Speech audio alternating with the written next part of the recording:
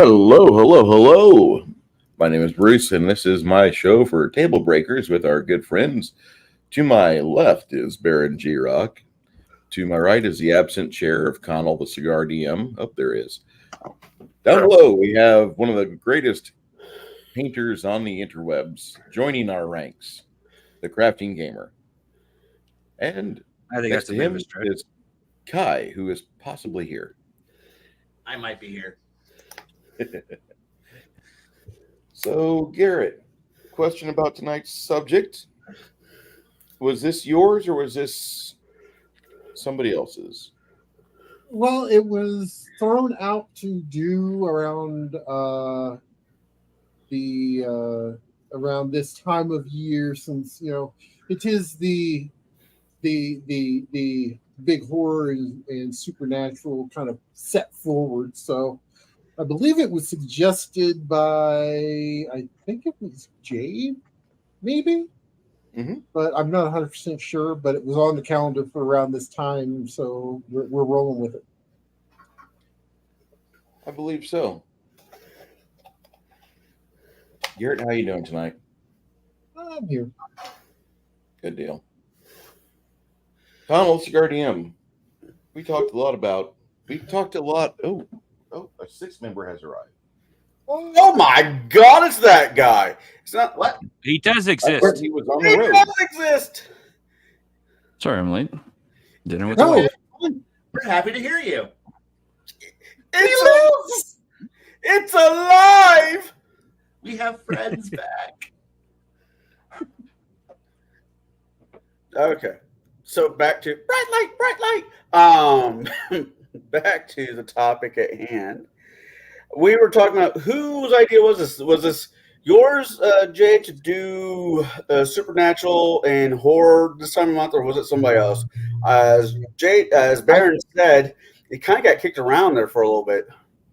Oh, I don't remember. Over at Gatekeepers, we've been doing an entire month of horror-themed topics. Like we started with werewolves, went to Werewolves. werewolves, and then we went to witches, followed by common types of undead. The most used undead, and then after that, just yesterday, we talked about horror-themed environments. The good shows to watch. So I would love to have another crack at werewolves, but with like different people. I have no complaints about people over at Gatekeepers, but I didn't think werewolves, in my opinion, got the shine that it should have got. Okay. But that's just granted I was the host, so I'm gonna be biased as fuck. Okay. Oh, did you ever play the Apocalypse? Yes. The D10 system, I was a werewolf, Irish werewolf, go freaking figure, that was in Nashville, Tennessee, because that's where we were. And I think I was don't crucify. Unlike other religious items, don't crucify me if I'm wrong here. I think I was a Bruja. It's vampire. no, that'd be vampire. Then You mentioned a Fianna, so you're doing okay. Then I don't remember. I mean, Three. I've drank and drank and did some sleeping since then. Most likely with the combination. I went to Milwaukee. Go ahead, Guy. Yeah, with the combination, you were probably like a I'm not gonna guess what you were. I'm gonna shut the fuck up now. So Yeah. You started with a B. That part, So your guess is as good as mine. Like I said, it was forever ago. it's okay. There's a few different werewolf tribes out there in that game, and there's more that are somewhat published in later source books and everything. Did you have fun? Oh yeah, I would definitely go back to World of Darkness, a D10 system over rock paper scissors, or let me pull out my lucky card deck type playing it. There's nothing wrong with LARPing. I do a variation of it. Only I like to hit people. So rock, paper, and scissors doesn't exactly work for me when it comes to that type of LARPing. Get me a table, a character sheet, in a large pile of D10s, and I'll probably play again. Hey, not everyone likes One Worldwide Night, so hey, it's okay. When I played One World by Night, we traveled, and the oddest group I ever met was out of Champaign, Urbana. That doesn't surprise me. Yeah, it tracks pretty well. There was a bunch of bourgeois that they had literally a One World by Night. So like you could show up as werewolf or whatever mage. It was different, and it was that only lasted for a little while. They paired it back to vampires quickly after they figured that out. Mages don't fit anywhere. We're not allowed to have fun. Yeah, exactly. and the guy that was our friend that was over in Champaign, he had a large enough apartment where like there was 12 of us sleeping over there over a weekend. He looked a lot like the atypical Bauhaus listener. And I'm trying to take some of you back to the 80s. I mean, I definitely went on that trip. I don't know if I want to go that far back in the 80s. No. We were listening to Bauhaus and Sisters of Mercy the whole weekend long. Sounds about right. And that was, yeah, that was an interesting time in 1997. What was it? Then we did one trip up to Milwaukee for the One World by Night because we heard you could drink up there.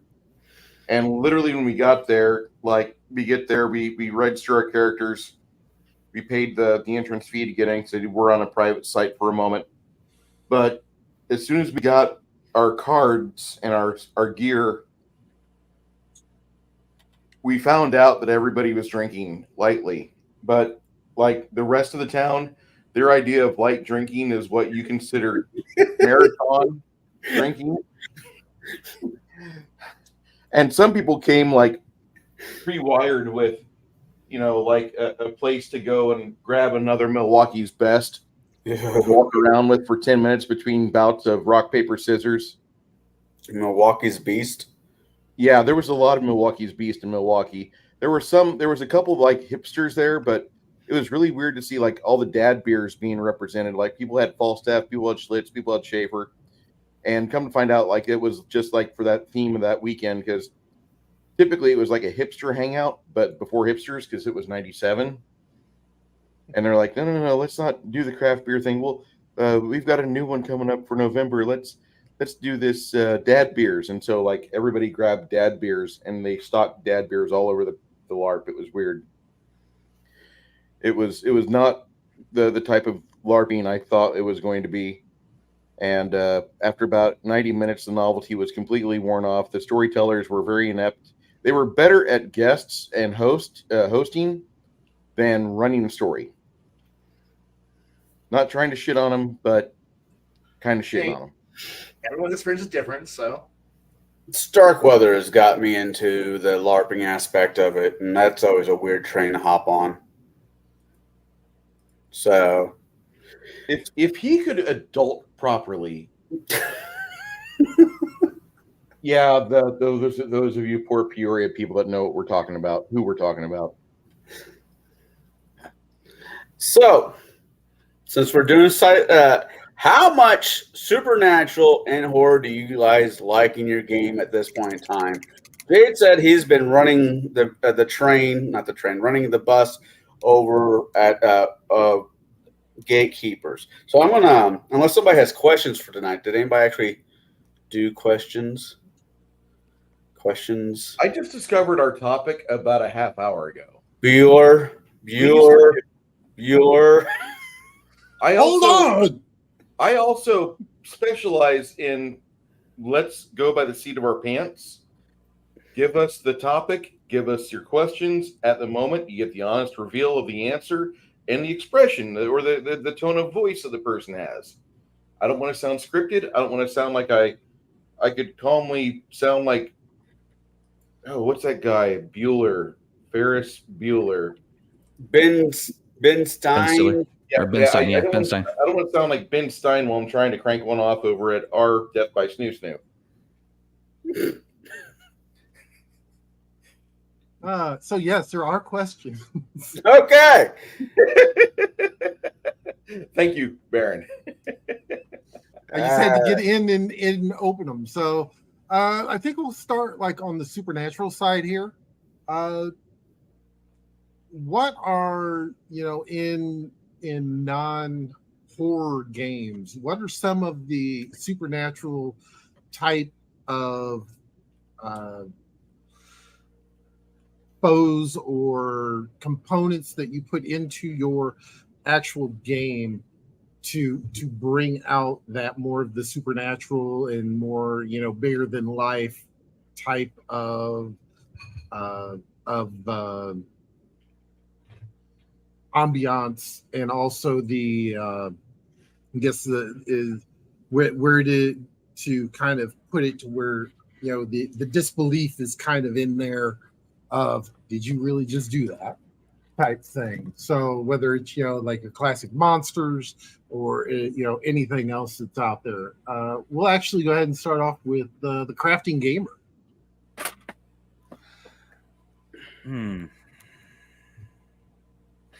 The thing with that is I never really thought about the difference between a supernatural and a supernatural horror in my games. It's like it's scary. It's scary. If it's not, it's not. So, but I will have to say, for if I'm really looking for any sort of theme, like a darker theme itself, I will, within Palladium anyway, turn to the Beyond the Supernatural book, because it's random character generation for the Nightkin, or whatever the heck they're called, are. It's just great for, you want something scary? Roll that up. You will have something. Are you referring to the Nightbreed? Whatever. Are you talking about Nightbreed? Crafting? Nightbreed? Yeah, I believe so. The Night Spawn. I don't believe it's called Nightbreed, but the humans with the dark powers, at any rate. Nightbane? Nightbane, that's what it was. We'll eventually get to the right name. Trust us, we can do this. Yeah. I was looking for my book, and I think it's downstairs. So. I was hitting all the fucking holes, and that damn gopher, that mole, was kept ducking it like Ted Kennedy up until what, 2015? God was trying to stack Ted Kennedy for years. Periodically. And Nightbreed was just on YouTube movies for free a while back. Now they've rotated over the one with the LA Law guy. I can't think of the name of it. Oh, I'll be right back, guys. Oh, his wind chimes are going off. that's a pretty good answer, Crafting Gamer. And I would like to also interject real quick. Thank you, everybody.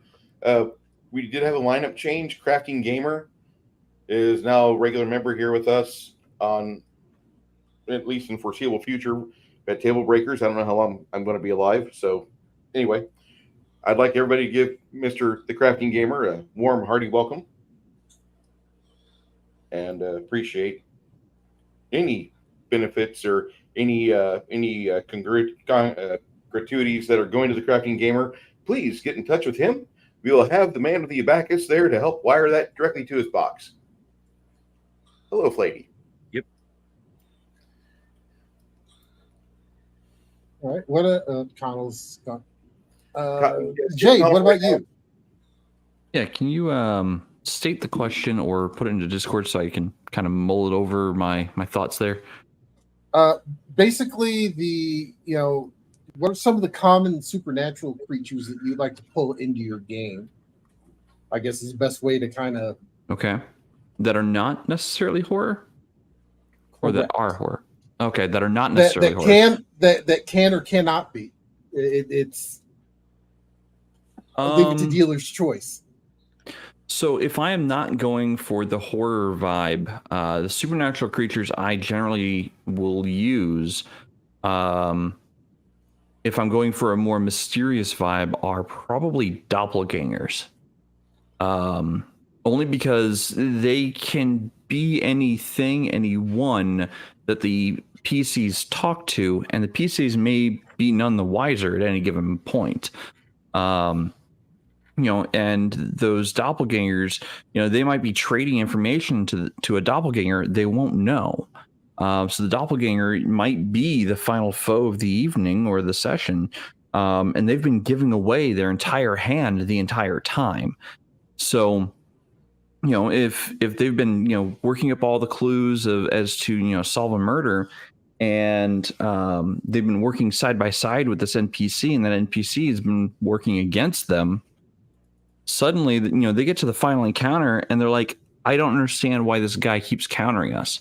I don't understand why this guy knows everything about us, but we know nothing about this person we're fighting.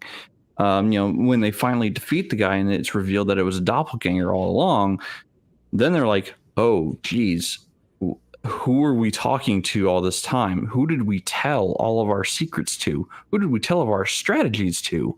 And it starts making them think, for future games or future sessions, especially, should we be giving all of our hand away?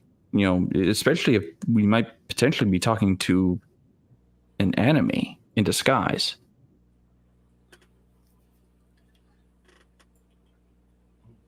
Okay. Bruce, what about you?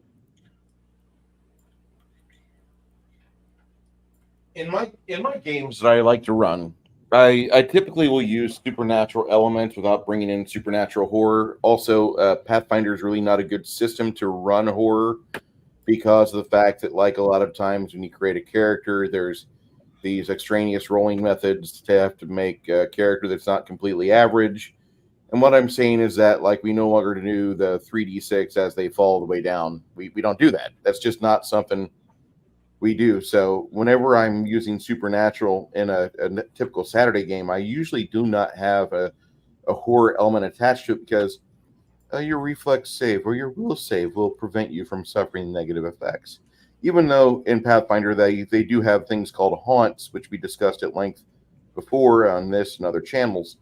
I don't feel that it's really a good system to run horror with, but I will use the supernatural elements in it, like, psionics or magic. So you might be feeling like you're dealing with some sort of morality behind the scenes, like what Jade just described.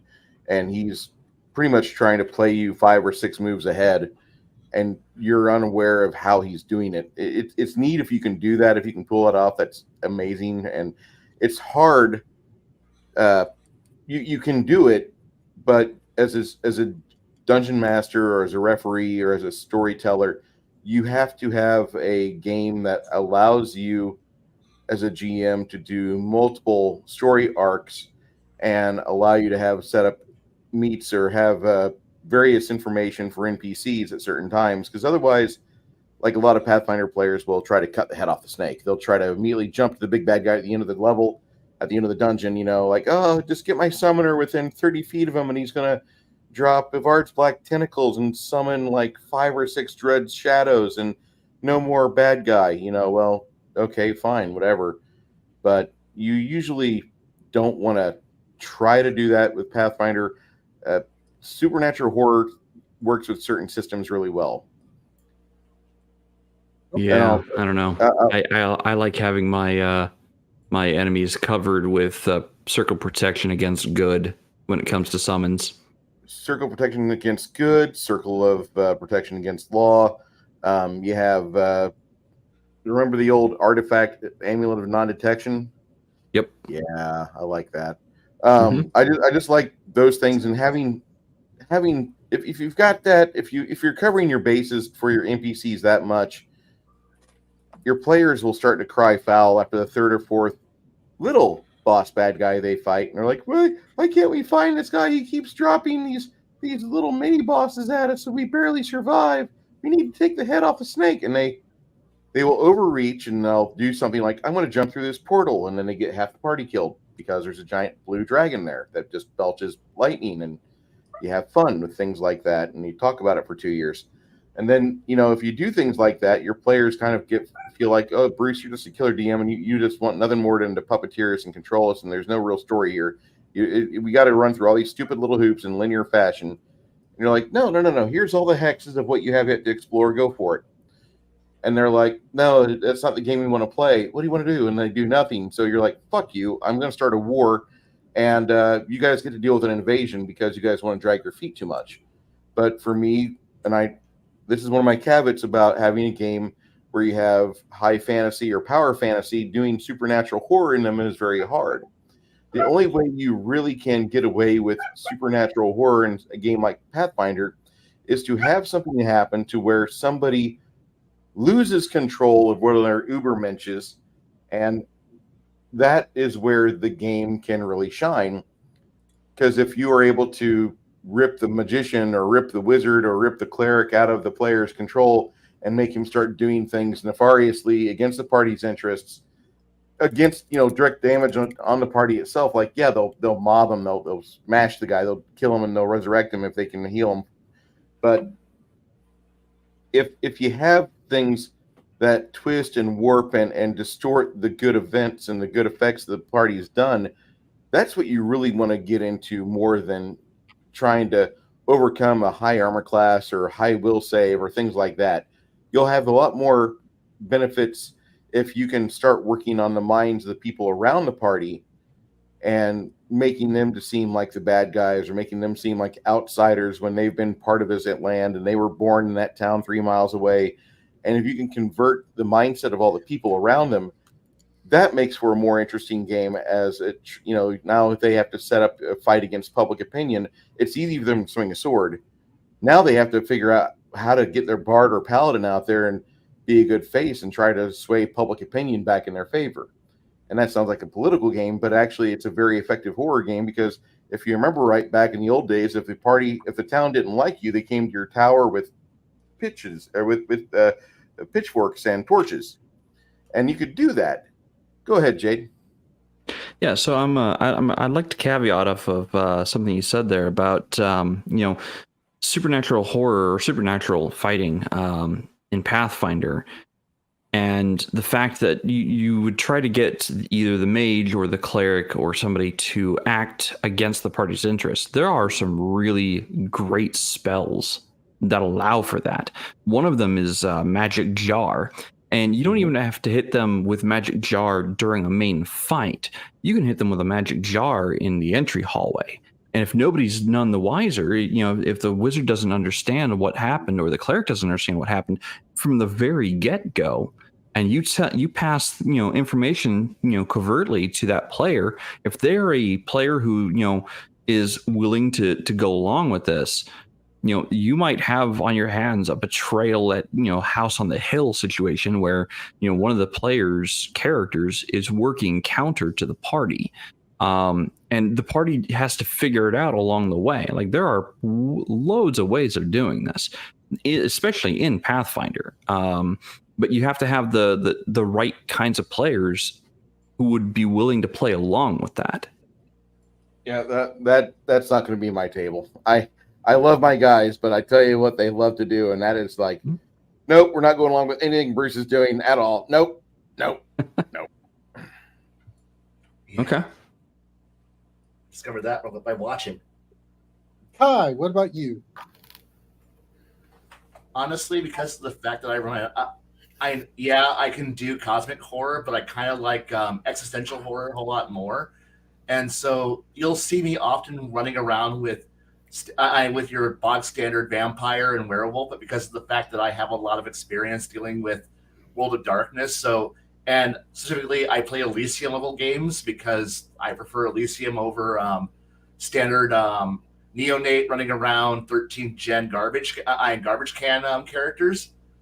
I like the idea of thinking along, because you're dealing with at that point an ancient evil who's been around for. And not even evil, because of the fact that it could be a curse, but you're dealing with with all the paths of. And yes, I will port the concepts of this over to, because honestly, you don't need to worry about generations or any of the other garbage that goes along with the idea of playing World of Darkness. I love World of Darkness, but not in Pathfinder or not in a D&D game. But the concept of you're an eternal being who's been around for centuries. You're not going to go pull Bram Stoker's Dracula because you got a hard on for some girl you found and you decide to get bored and take a boat trip to England. No, if the party moves into a city and the person who runs it is an actual vampire, it's not Welcome to Curse of Strahd.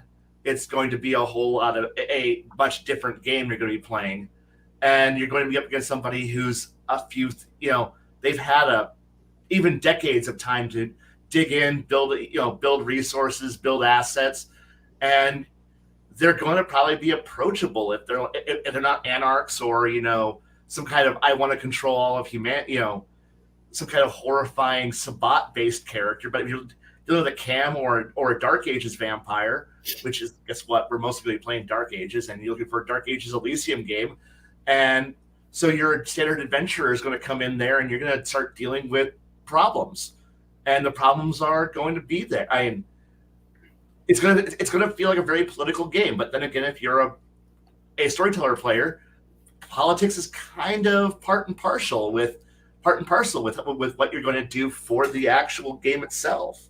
And so you're just going to have to just enjoy the idea that they've got an agenda. You might not be part of that agenda. You might be in the way of the agenda. They might want you. Sorry, I heard a whistle. Yeah, my phone. Sorry. No problem. But I said, they have an agenda. You're part that you're just part of it, and so like I said, you're going to encounter that. You're going to encounter liches. Like everyone's like, liches are big scary things, and yeah, but they also operate on a timetable and in a world far different from your measly sub-century long lifespan, and on top of that, your measly sub-decade campaign length. So if you're going to encounter a lich or an entire collective of liches who are operating, they're going to be operating different from you. It's going to be alien. It's going to be kind of horrible and terrifying. Yeah, I'm going to deal with banshees or other forms of other, like, I know that people like, I know currently a big thing right now is, the Mind Flayer, which is just, welcome to Cthulhu Starspawn. And you're like, it's just like, their agendas are far different from yours. Like, you won't understand, like, what they're doing seems terrifying, but to them, it just standard. It's just a Monday. It's a Tuesday, yeah.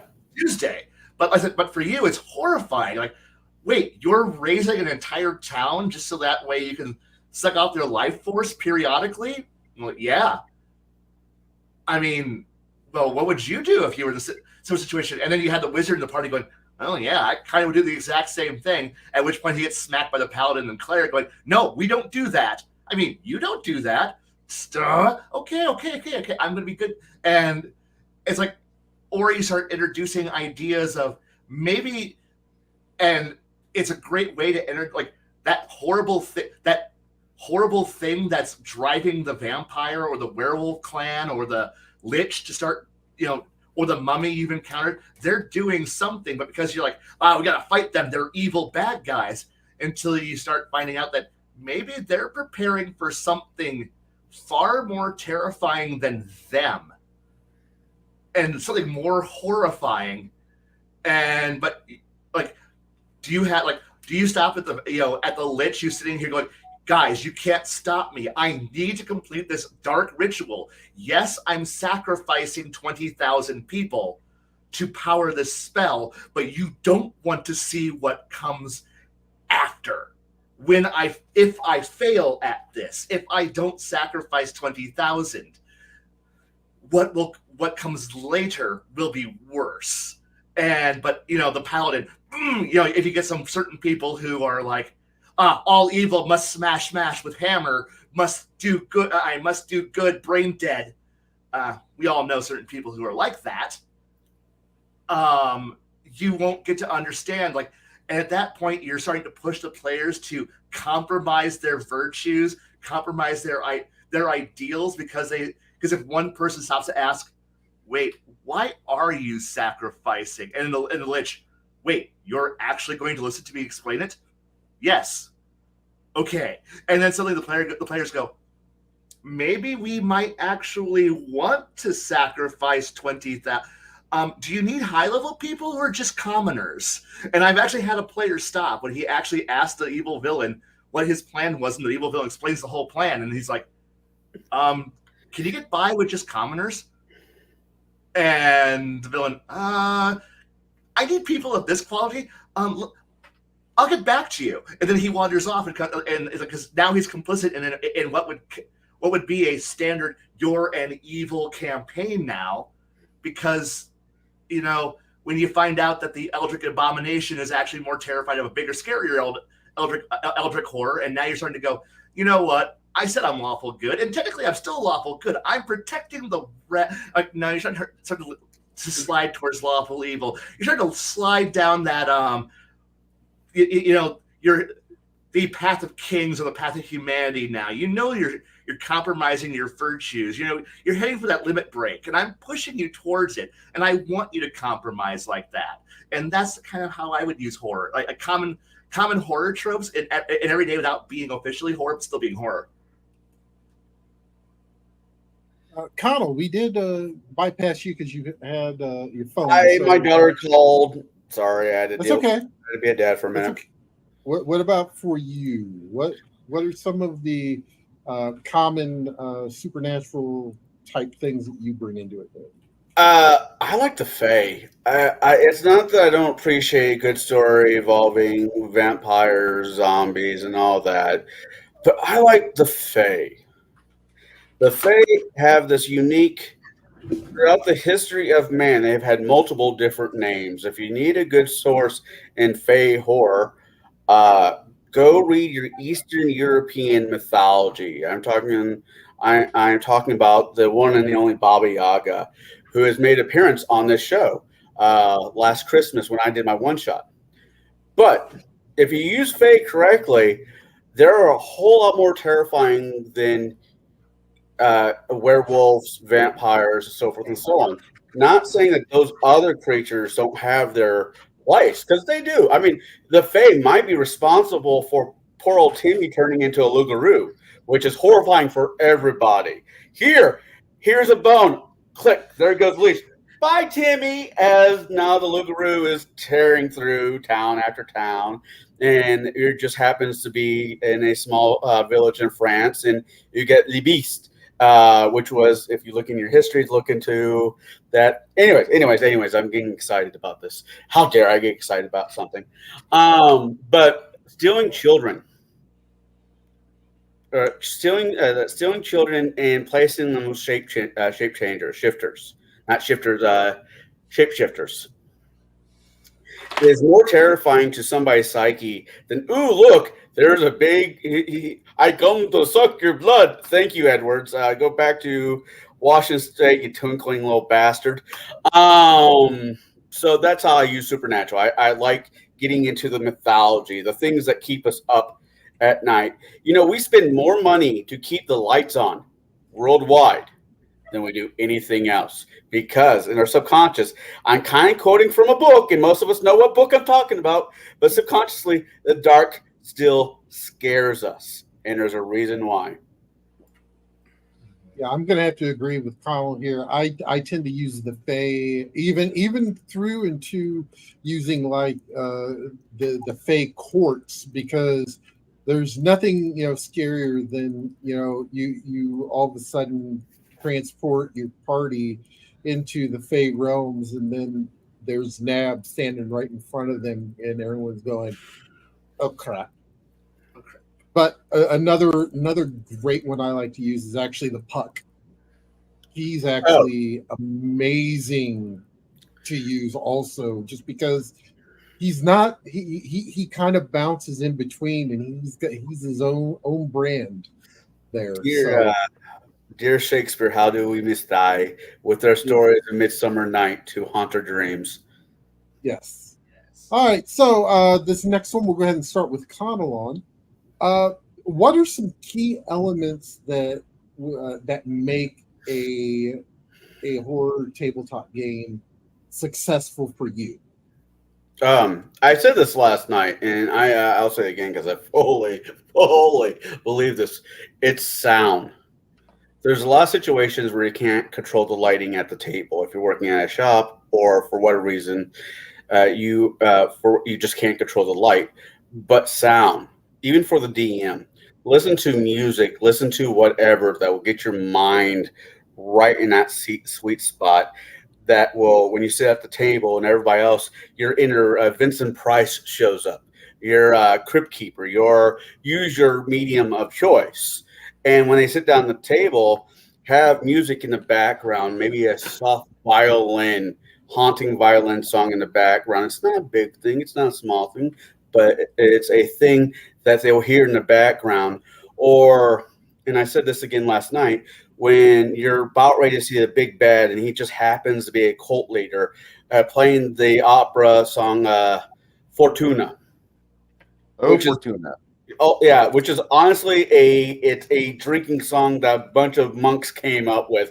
It's not the Antichrist, it's about drinking, but the way it has been displayed in modern media, it makes it horrifyingly more suspenseful. So you have that playing in the background as a party gets closer to the door. You kind of crank it up as a volume as the music is coming through the door louder and louder. And when they open the door, it goes full climax, not being perverted, but the full climax of the song. And boom, there they are, facing Cthulhu, facing a lich, facing whoever's running this cult.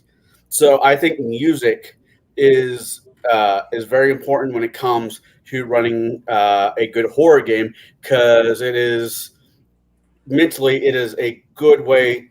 It's a good way to start making building blocks for the mental torsion act that you're going to make them go through as the game continues. Okay. I am tonight. Jade, what about you?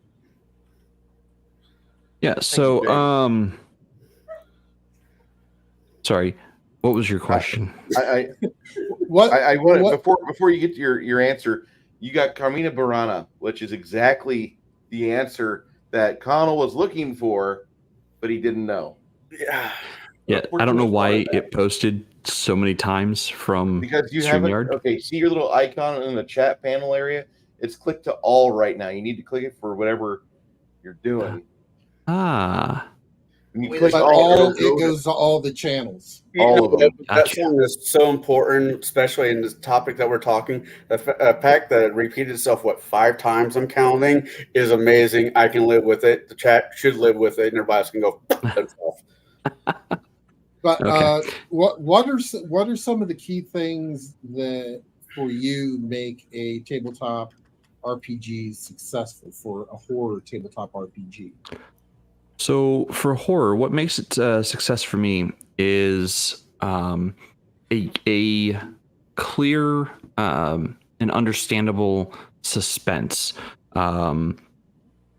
Something that is going to add tension and keep driving that tension up and up and up. Mystery does this really well, where you have this suspense or this unknown, and it drives tension, and it drives the players forward, or drives the characters forward to figure out what's going on. The same thing can be said for horror. The more driving tension you have in a scene, across multiple scenes, leading from one to the next, that idea that we don't actually know what's out there. We don't know what's truly going on and what's working against us. We don't know why, the characters are being picked off one by one. And we're trying to not split the party anymore because we realize we're being picked off one by one. So elements that, isolate party members or isolate the group away from everyone else, drive home the fact that their allies may not actually be their allies, drive that tension up and keep it, at a high pitch the entire game up into the final climax. That is when you release the tension. That is when you allow the PCs to, confront this thing that has been, driving them forward this entire time. And then once they've confronted it, the tension should bleed away. Maybe not all at once, maybe slowly, But if it does bleed away all at once, there should be some element, something there that makes them question, did we actually succeed? Is this actually over with? Especially those moments where the player's like, all right, yeah, we kicked the big bad guy's butt. Now what? And they're like, wait, we're still playing. Game Master, why are we still playing? Why are we still in initiative? I don't know. You tell me. Why are you still in initiative? And you just let them try to suss out, wait, what was our goal? Was our goal actually defeating this guy, or was it something else? Is this guy actually what we were supposed to defeat? Is this guy, or is this, this thing we defeated, was that the actual mission parameters? And let them sweat it out.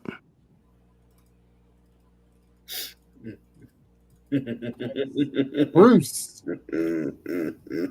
what Sorry, for you? was- What makes a horror game a success? What are some of the elements that make that a success for you?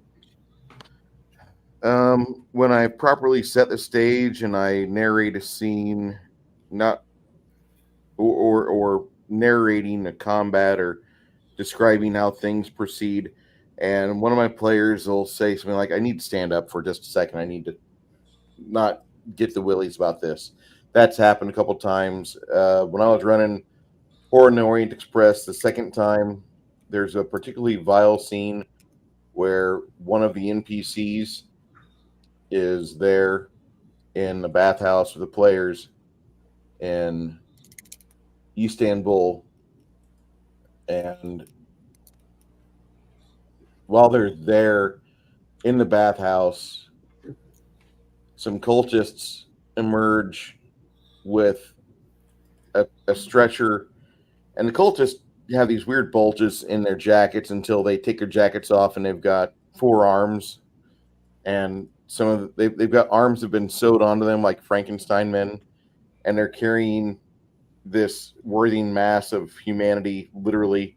And when they put the blob of things down, they pull the sheet off of it, the burlap sacks come off of it, and you realize there's a dozen children that are sitting there in shock, laying on the cold marble naked, staring at anywhere they were deposited. But all the children are sewn together with wire and thread. And the host, the PCs were there to see. Suddenly, an assassin comes up behind the block he's laying on and just slices his throat, and an incantation goes off as the players realize they're getting ambushed, and the flesh falls off said host, leaving his skeleton to fall off the side of the slab. And the bubbling, churning mass of human flesh goes over to the children, who, at the end, they start to scream and beg for mercy as the hot flesh scalds them and twists them into something ugly and misshapen, and the players realize that they're kind of naked in the middle of a fight. Letting your players have a situation. By the way, initiative in Cthulhu is done as a static item, so you have the highest initiative. What are you doing? And it goes down the realm like that, and just listening to your players be like, I need a break. Before we start this combat, I need to go outside and just pet the dog for about 3 minutes. And that's when you know you did it right.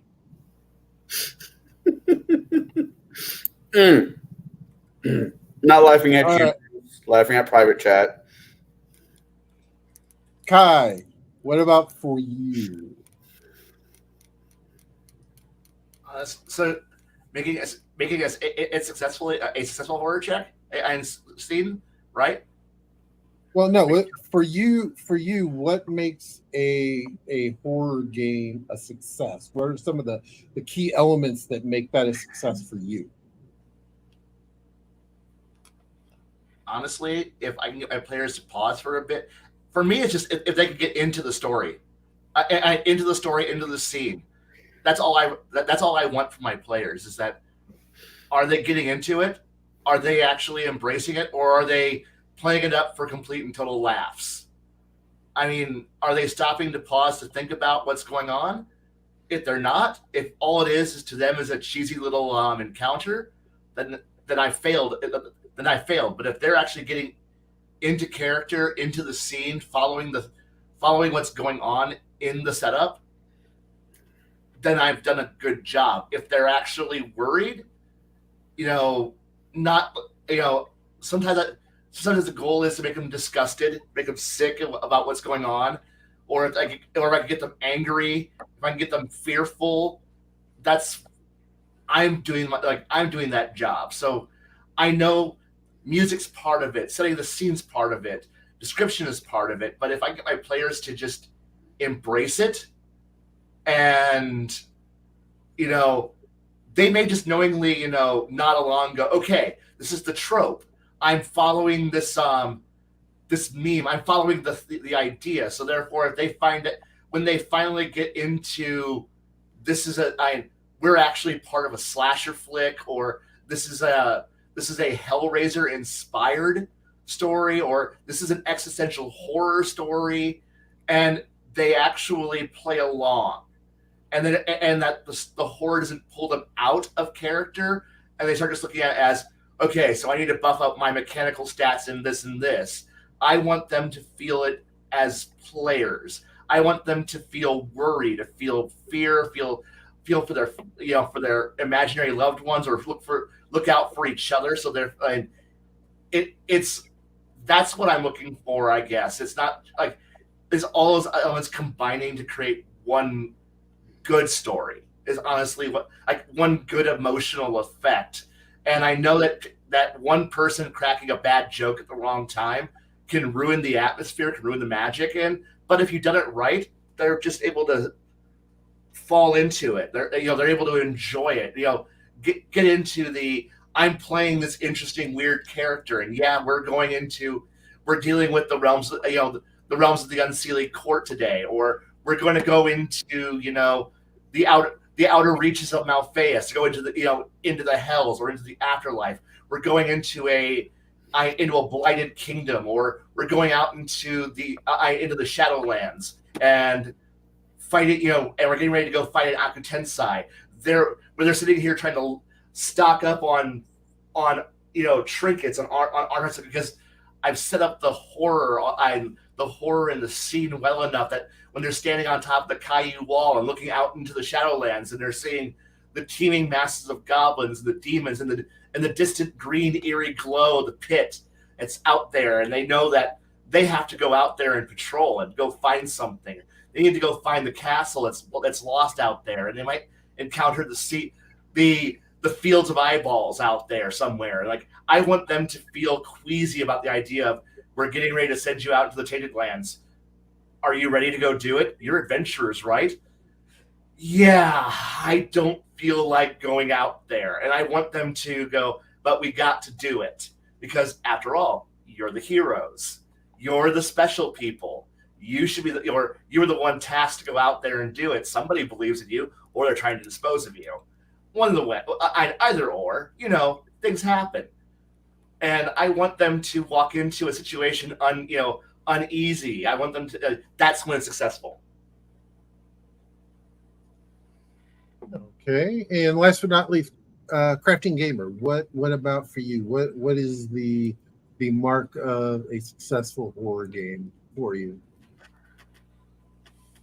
Well, admittedly, I don't have too much experience with horror, but I did try it once, and I think I did it quite well, but slightly irritated my players. What I was doing is making them roll for initiative just to find out whatever it was a phantom or a feeling. It worked at first, but I think I used it just a little too much. Okay. And that's the best I got for that. I think the best experience I had was I was describing this kind of human centipede scenario for an adult game.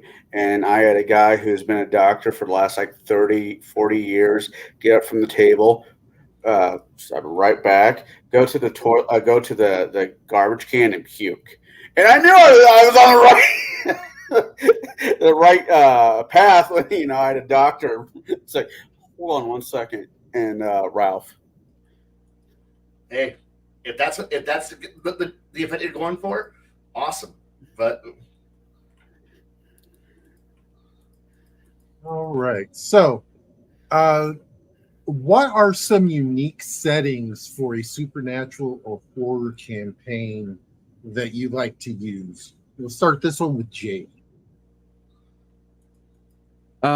Settings. No one particular setting really jumps out at me. Like, I mean, I could be cliche and say Ravenloft or Call of Cthulhu.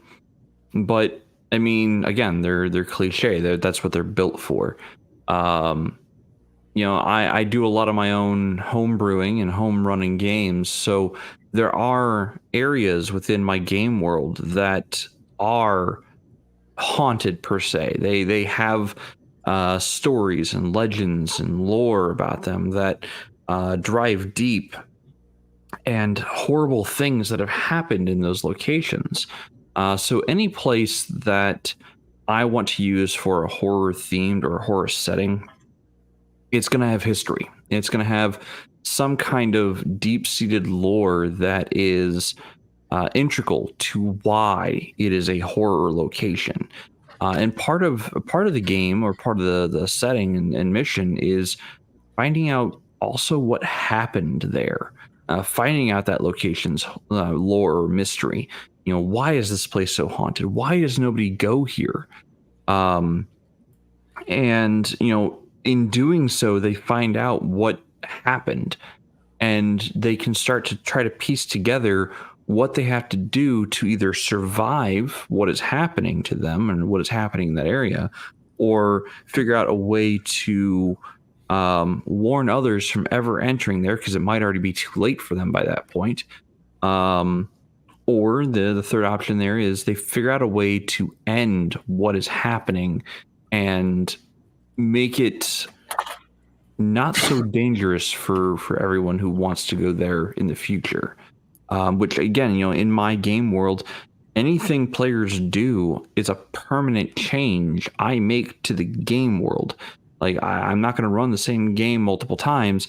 I'm going to run the next story. And if it just happens to be in the same general vicinity that other players have played in before, whatever those players did made a lasting impression on the game and a permanent change.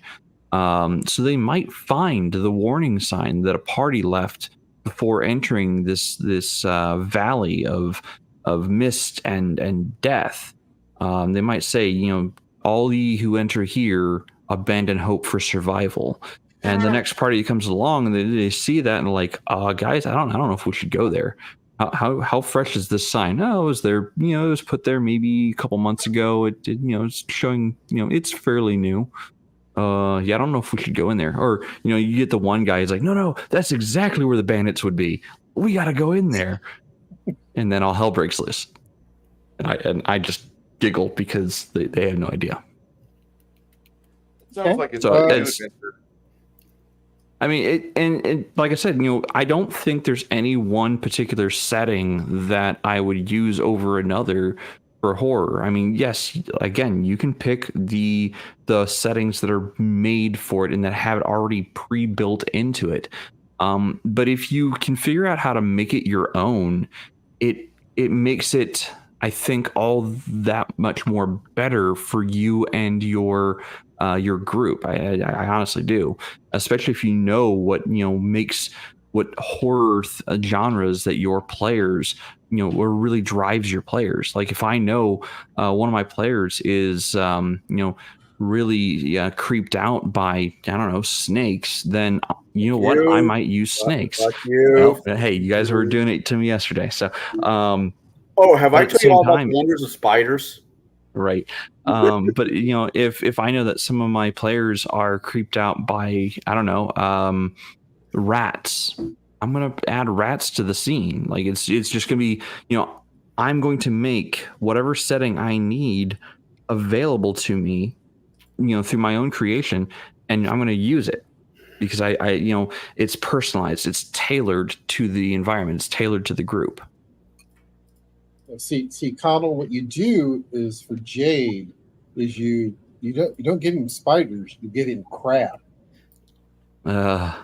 Actually, no. When he invites you over to game with him and his friends, who are normally the people he games with outside of me are some really cool people. I'm the asshole in this situation. For those who've Every played situation. Fable 3, we'll get this reference. You'll hide gnomes in the game room. So when he goes to redecorate or move, where the fuck did that gnome come from? Damn you, Connell. Yeah, you do shit like that. But no, he's allergic to seafood. That's why I said crabs. Yeah, but I like seafood. Sea So spiders. why should I waste good seafood until I can enjoy it? All right. During Lent. Bruce, what are some interesting or unique settings that you like to use for a supernatural or a horror campaign? I would say I would go with the familiar, but twist it a little bit and make it, if you can, give it that retro coat of paint because everybody loves Stranger Things. So if you can set it back in the 90s or 80s and you can make it feel familiar and you can talk about people like you hear the song Vaseline on the radio and you're getting ready to grab a Zima and you're sitting in front of your Pentium 2 processor with your first Riva TNT card and getting ready to boot up some Shogo Mobile Armor Division, but instead, when your modem starts to connect to the internet, it starts to scream and squeal, and then you hear and you hear things like that. Maybe that it just gave away the punchline, but then your computer monitor goes black, and so does the rest of the power. It goes out. Did you blow a fuse? And then you let people start to explore their surroundings in the dark and try to remember how their bedroom was set up. Forgot about that, didn't you? All right. You take 3 points of subdual damage for bedpost to the toes.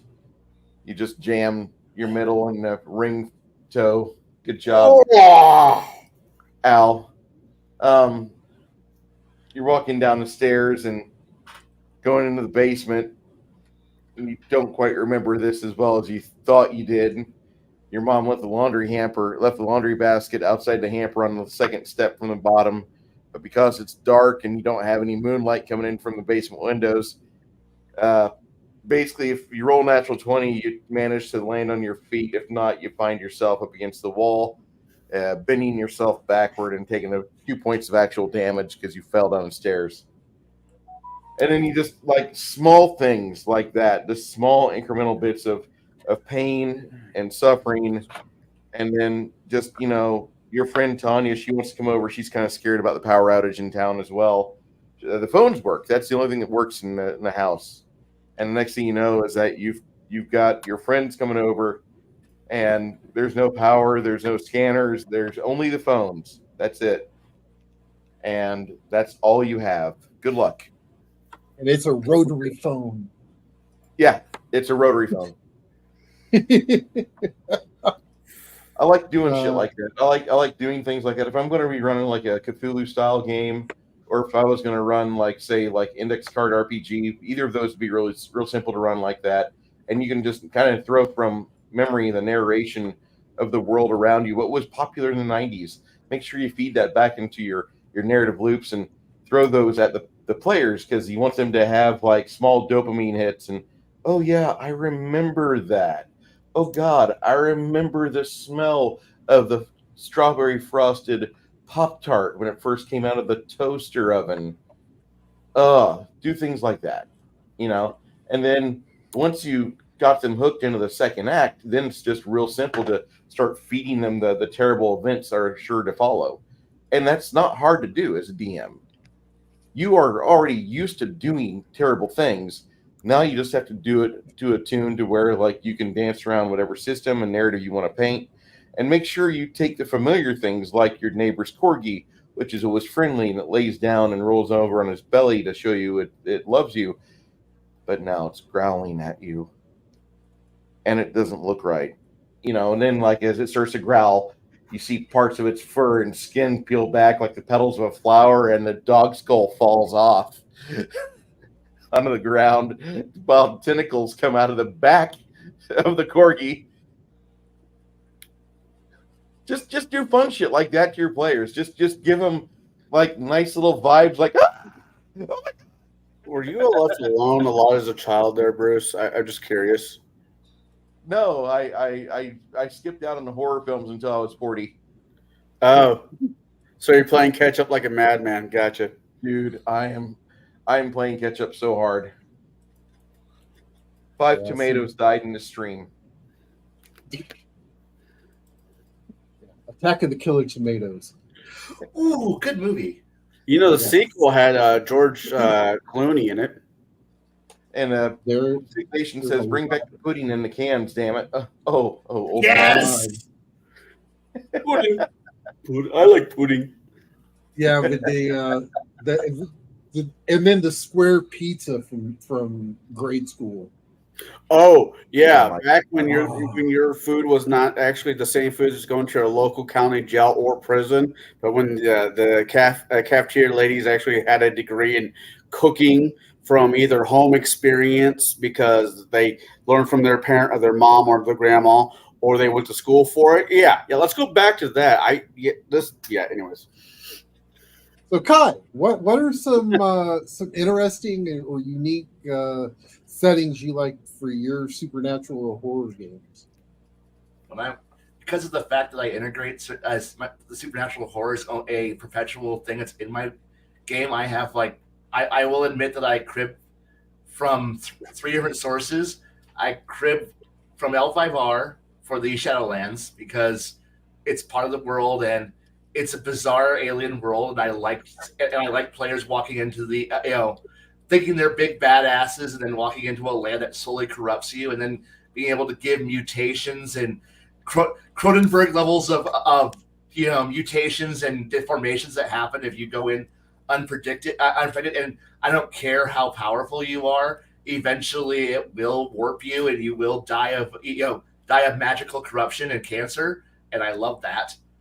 I admit that I crib extensively from Exalted, so you will see the Feywilds. You will, and not like D&D Feywilds, where it's like that's where the fun elves come from. No, this is where the further you go out into it, the more reality begins to warp and dissolve, and things start to no longer make sense because that's where reality is being unmade by the Fey.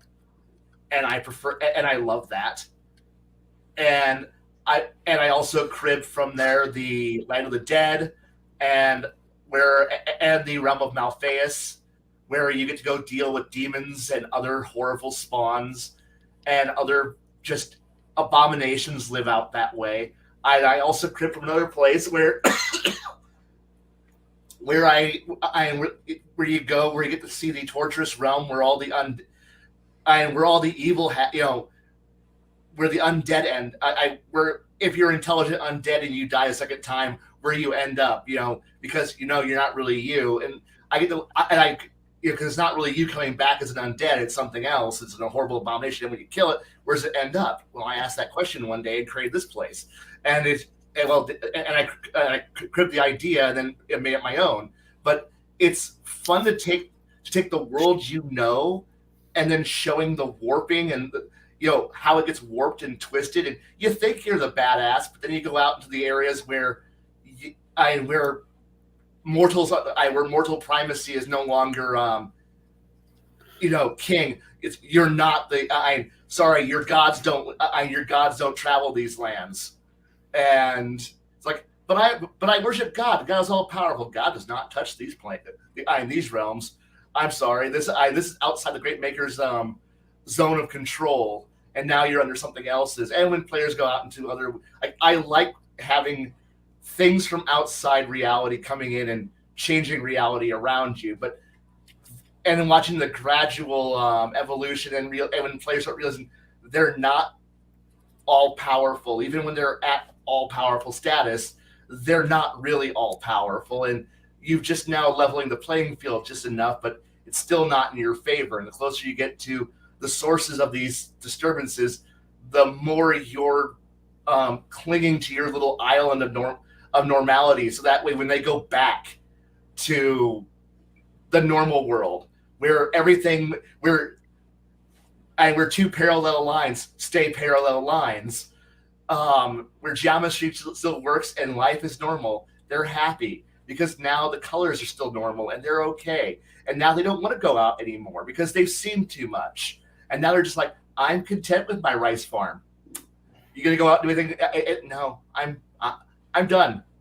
I'm done with that. And the moment my players go out into the wildlands and see the edges of creation, and then see the source code of reality, and then proceed to go, I'm retiring. I'm starting a farm. I'm gonna go out there and plant carrots. Plant carrots and potatoes. I'm not dealing with this anymore. And I love the moment when my players say to themselves, my character's seen too much, I'm done. And either ascend to an actual higher calling or become potato farmers. I prefer them to be potato farmers because that's where I want. I'm like, none of you are ready for this. Go farm potatoes. And then that one player who goes, I'm going to go do the most horrible things in reality because I'm the only one who will. And I'm like, good. You're the one person who understands. And those are like the little settings I use when I do horror. It's because it's just persistent. It's there. It's horrible. It's horrifying. And I want them to go there and I want them to come back. And if I have one player who's sitting there popping sleeping pills all day long because they don't want to go to sleep, can't sleep, clowns will eat me. If I could get a player to say that, I've done everything right. That takes on a completely different meaning when you go to the down to the for the juggalos. I can't go to sleep. The clowns will eat me. Yeah, I know. But the gathering, that's a whole different thing. But if my players could say, "Can't sleep, clowns will eat me," I'm doing good. I'm doing fantastic. And Cold Mask, that's a good try, but no.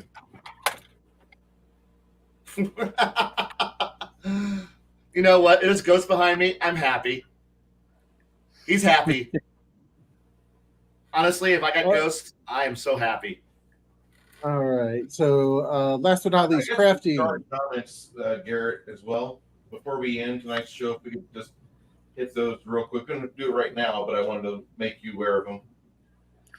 Are you skipping me on this question? No. Not you, Baron.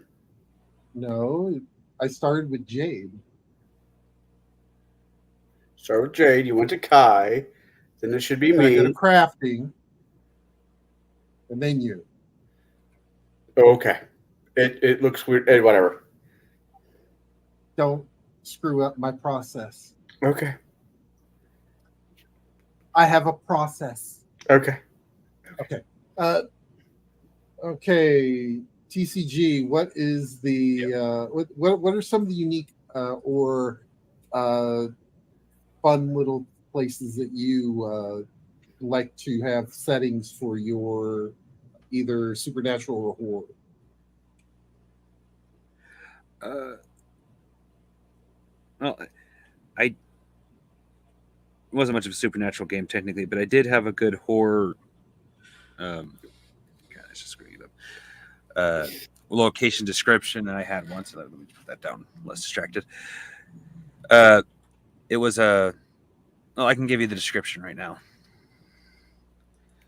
As you walk up, you see a dark, gloomy farm. The area around it doesn't seem touched, and yet the farm itself looks as if it has still been worked every single day. And yet there are clear signs of abandonment everywhere.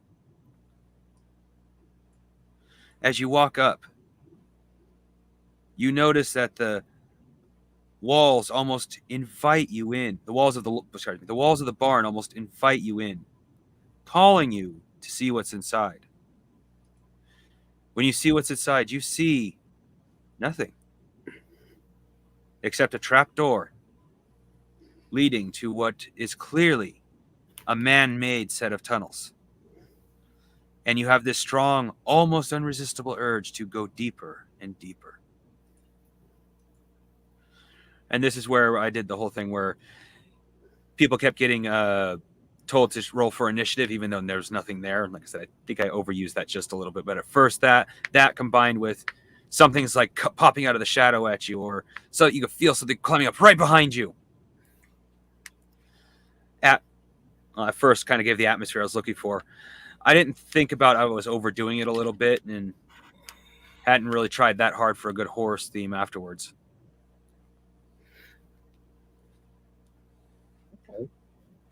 See, like myself, what I like to do is to, put them kind of into the seat of, kind of like what Bruce was saying, make them feel all warm and fuzzy. Everything's going to be great. They come to expect, oh, this is just going to be a normal game. We're going to be fighting, first level orcs and maybe some goblins and kobolds, and all of a sudden they're facing all kinds of unusual fae, and they are get transported into the Fey wilds. Kind of if you want to think about it, I use the Fey wilds very similarly to how they do in Exalted, where it is completely backwards. You're walking, you see after images of things that maybe have happened, maybe have never happened. You just don't know, because that right there is enough to make people sit and actually start worrying about their own sanity. If you can paint a picture to where even the players are going, wait, what? They may see themselves doing horrendous acts. And what's beautiful is 9 times out of 10, by the time you get to the end of it, they are doing those horrendous acts because of just the way that the Feywilds are. So, Connell, the last one on this. What are some of the unique or fun places you like to have your supernatural horror games? I like, depending on the crowd, I think Child Support Court is a nice place to start most horror games. So you go for the more psychological horror. Got it. No, I mean, granted, that is a horror show all by itself. Financial horror. Yeah, financial horror. The Hall of Cost. Meanwhile, in the Hall of Justice. I just depends on the group. I mean, I DM for kids, and I also DM for adults. And when it's adults, I know it's an old trope, but I like the concept of the woods, especially, let's say, the black woods of Eastern Europe. The darker the better. There is somebody, I think somebody in this panel brought up to me, where most mythology, most of the fairy tales that we have today started in India, and it just migrated its way through Eastern and Western Europe. But I like the woods. You can do a lot of spooky shit in the woods, especially when it comes to campaign. If you want to use werewolves or the fae or anything of that nature. I also like using churches. Because when you go to a church, in character or non-character, it's a church. It's holy ground. This is supposed to be the place where, evil shall not, break the seal of thy entry. And what if the church is haunted? What if there was just some horrible shit has been done in the name of the greater good in that church? A greater good. So I like to... Yes. I tend to go with the more campy woods just because you can do a lot with the fae and will-o-wisp and other things of that nature. or somewhere that they think that because this is a symbol of hope, peace, love, and life, and tilt it just enough on its ear where it's a great big smack in the face. Oh crap! Did not see that coming. Just because the minister is smiling at you doesn't mean he's a good man. And I'm Catholic, so that says a lot.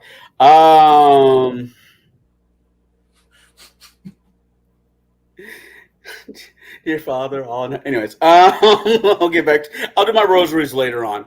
Lots of them, but I like to put, if it's a serious game, all joking aside, if it's a serious game, I don't want to have the players already assume that this is going to be Halloween theme. I want them just to slowly walk into the trap, and once they hit the trigger, the door slams behind them, and welcome to Five Nights at Freddy. It is just bam, bam, boom. What's up, Kai? So, do you have some NPCs off screen going, okay, who had fairy invasion in the woods? All right. Well, the cabin in the woods is my favorite movie, just because it's a weird movie, but if you look at it from a DM's point of view, that's kind of weird. What you're describing is perfect. A bunch of players go out into a dark woods, and something terrible happens. Meanwhile, somewhere there's an NPC talking to other NPCs, like, all right, who had ethereal fairies who are Catholic Catholic inspired. Sanitation had it. Well, shit. I'll give them the pool. Get out of the pool. Now your job is to kill them. Just remember, don't fail, or the world ends. Kill your players. That cabin right there has in memes. It's inspired so many conversations. If you know of the cabin and what movie it is, you're in great company, because those movies only got better. And the TV series that was on Starz was amazing with Bruce the fucking man Campbell. But like I said before, there's a reason why people are afraid of the dark. It's a primal fear, and if you could feed on that thing and just ramp it, keep ramping it up, making sure everybody enjoys themselves at the end of the night is always important. But for a Halloween themed game, you need to brace the inner darkness and just drive them up against the wall and scare the shit out of them. I mean, I kind of feel bad. I did make a kid go pee in his pants, but he said he had a good time the next day. So, This is why we can't have nice things, Connell. What? This is why we can't have nice things. Oh yeah. Well, it wasn't mine. Yeah. Anyways, what were we going to say, Jade? I was going to say, don't forget, whatever, horror themed setting or environment you have, you as the game master set the rules of the world. You are the god of the world. You set the parameters by which things move. So torches or flashlights, in the play area, their light doesn't reach as far because of an oppressive darkness. Certain spells don't act the way they're meant to. Just because it's a third level healing spell doesn't necessarily mean it gives third level healing. There could be effects in the world that your players are fighting against that are just as much against them as the enemy NPCs, or even the story itself. Like, do things that your players aren't expecting with the environment. Use the environment against them. Yes, sure, make opportunities for them to attempt to use the environment against their foes, or against, to their advantage. But at the same time, if a healing spell doesn't work as well in this oppressive darkness, maybe necromancy spells do. Maybe they pack a bigger punch. Maybe certain supernatural powers might increase in their ability to harm something. So whatever setting or area that you set your play up in, go the extra mile, and it doesn't even have to be out of the book. Like, you don't have to use anything that isn't in the book. You can go like, you know what? I'm really feeling like this haunted mansion torches only shine 10 feet out around the player instead of the normal 30. The dark vision, only goes so far. Low light vision stops at 5 feet beyond the torch. In this one area because of whatever haunt or supernatural effect that is happening here has taken hold or root here until the players figure out how to lift whatever that is.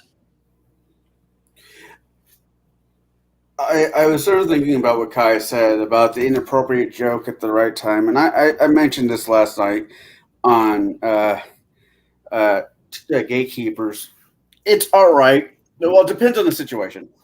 But if the players you're doing your haunted mansion or whatever, and the attention level is choking. It is choking the room by how thick it is. And you got one guy that's normally me. They'll make a smart ass comment just to break the attention. It is their mind has needed to hit the reset button as hard as it could and as fast as it could. In my opinion, don't go too hard on this guy or that person, if male or female, because subconsciously they had to find a way to break the tension because it is, thick. It's choking the room. Mm-hmm. And so, but if you get some smart ass that's just being an asshole who is making jokes out of everything, this was even be me when I was younger. Get them the fuck out of your table. You'll have a better game without them. I've had a lot of good DMs be patient with me, but I wouldn't put up with my humor. Well, I put up with my humor all the time, but me as younger, it's completely different. Know your players, know your table, know what you want at your table, and if you have to set up a different table for certain players, set up a different table for those other players who aren't going to take the game seriously. I was thinking about this, and I say Faye. Me and you both, Baron, have said Faye. But have we really given any examples other than changelings? Well, I mentioned the courts the courts. So, yeah. Yeah. What Kai? I did too. So. All right. I'm thinking of red caps. Well, the thing is that it depending on how you want to look at it, even to some point, even werewolves and vampires at one point were also considered to be, in some of the text, a type of fae. It depends on which doctrine, I guess is the best way to put it, that you bring your fae from, or which stories you bring your fae from. So, it could, it's a big dependence on that. Right. I'm just imagining a group of people thinking, oh, there's a gnome village close by. Wait, those are not gnomes. Why is their caps red? Oh, God, they're dripping with something. Oh, God, it's Papa Smurf and he's gone crazy. All right. So this one is going for Bruce to start off. How can a game master create a sense of dread or suspense in their horror game? The best way I would do that is that I wouldn't be talking about anything in a hopeful sing-song voice. Best way I would do that is I would revisit the initial setting on the Slumbering Tsar saga, which the players ride into that miserable, ashy, dusted town, and there's like the crunch of the bones of the dead have long silenced. It's just now your plodding boots and the hoof prints of the horses, which are barely registering 45 decibels. As you get into the town, like you would see that majority of all these businesses and locations are all mud encrusted and horribly built. You see that the inn what looks to be an inn is got the last wagon that probably have seen this town. It's part of the structure on the outside. And there's two gnomes that are slicing up carrots and garlic and putting it into a stew pot. You can smell a little bit of meat coming all the way over here. And let the players just kind of digest that for a second. And then say across the town square, you can see they do have a mud church. Looks like dedication is some sort of fetid god. Maybe it's Nurgle. And along the avenue to the left that goes around the town square and the well at the center of the town, you can see that there's a apothecary building that looks like all these are made of mud and bits of wood and other haphazard items. It appears to whatever they could find, they used. It looks like there's a stables to your left-hand side, but there's no sign of horses that have been alive there for at least 2 or 3 years. There seems to be some men in leather armor that are sharpening their weapons, looking at you, but they're not making any overt movements to get up real quick and charge you out of town. The only thing you hear, though, is the constant droning on of the wind and the bitter taste that it leaves on your tongue. And it reminds you of loss. This entire town is a lost cause. And just keep bringing up negative connotations within your narrative tone. Slow your speaking down. Try to do it at least competently to where you feel like you're feeding the players bits of information, and to the point where you can almost see them trying to reach out and grab the information out of you and be like, tell me what's going on here. Get them to that point. But when you're saying things, you don't want to give them any illusion that the cloudy sky above is going to clear anytime soon. You want them to feel the malaise. You want them to feel the grime. You want to see some of your players, if you're at an all-male group especially, you're going to see some of them reaching over and like literally itching their junk because they can feel the sand particles between their testicles and thighs. And it's not something that is a pleasant experience. You want them to have the want of a good dinner, the taste of a good ale. But look around this entire facility, this 8 buildings that's here, the guy that's hanging by the gallows off to the side of the well. There was no happy ending for him. And you don't think if you stay around here too long, there's going to be a happy ending for you either.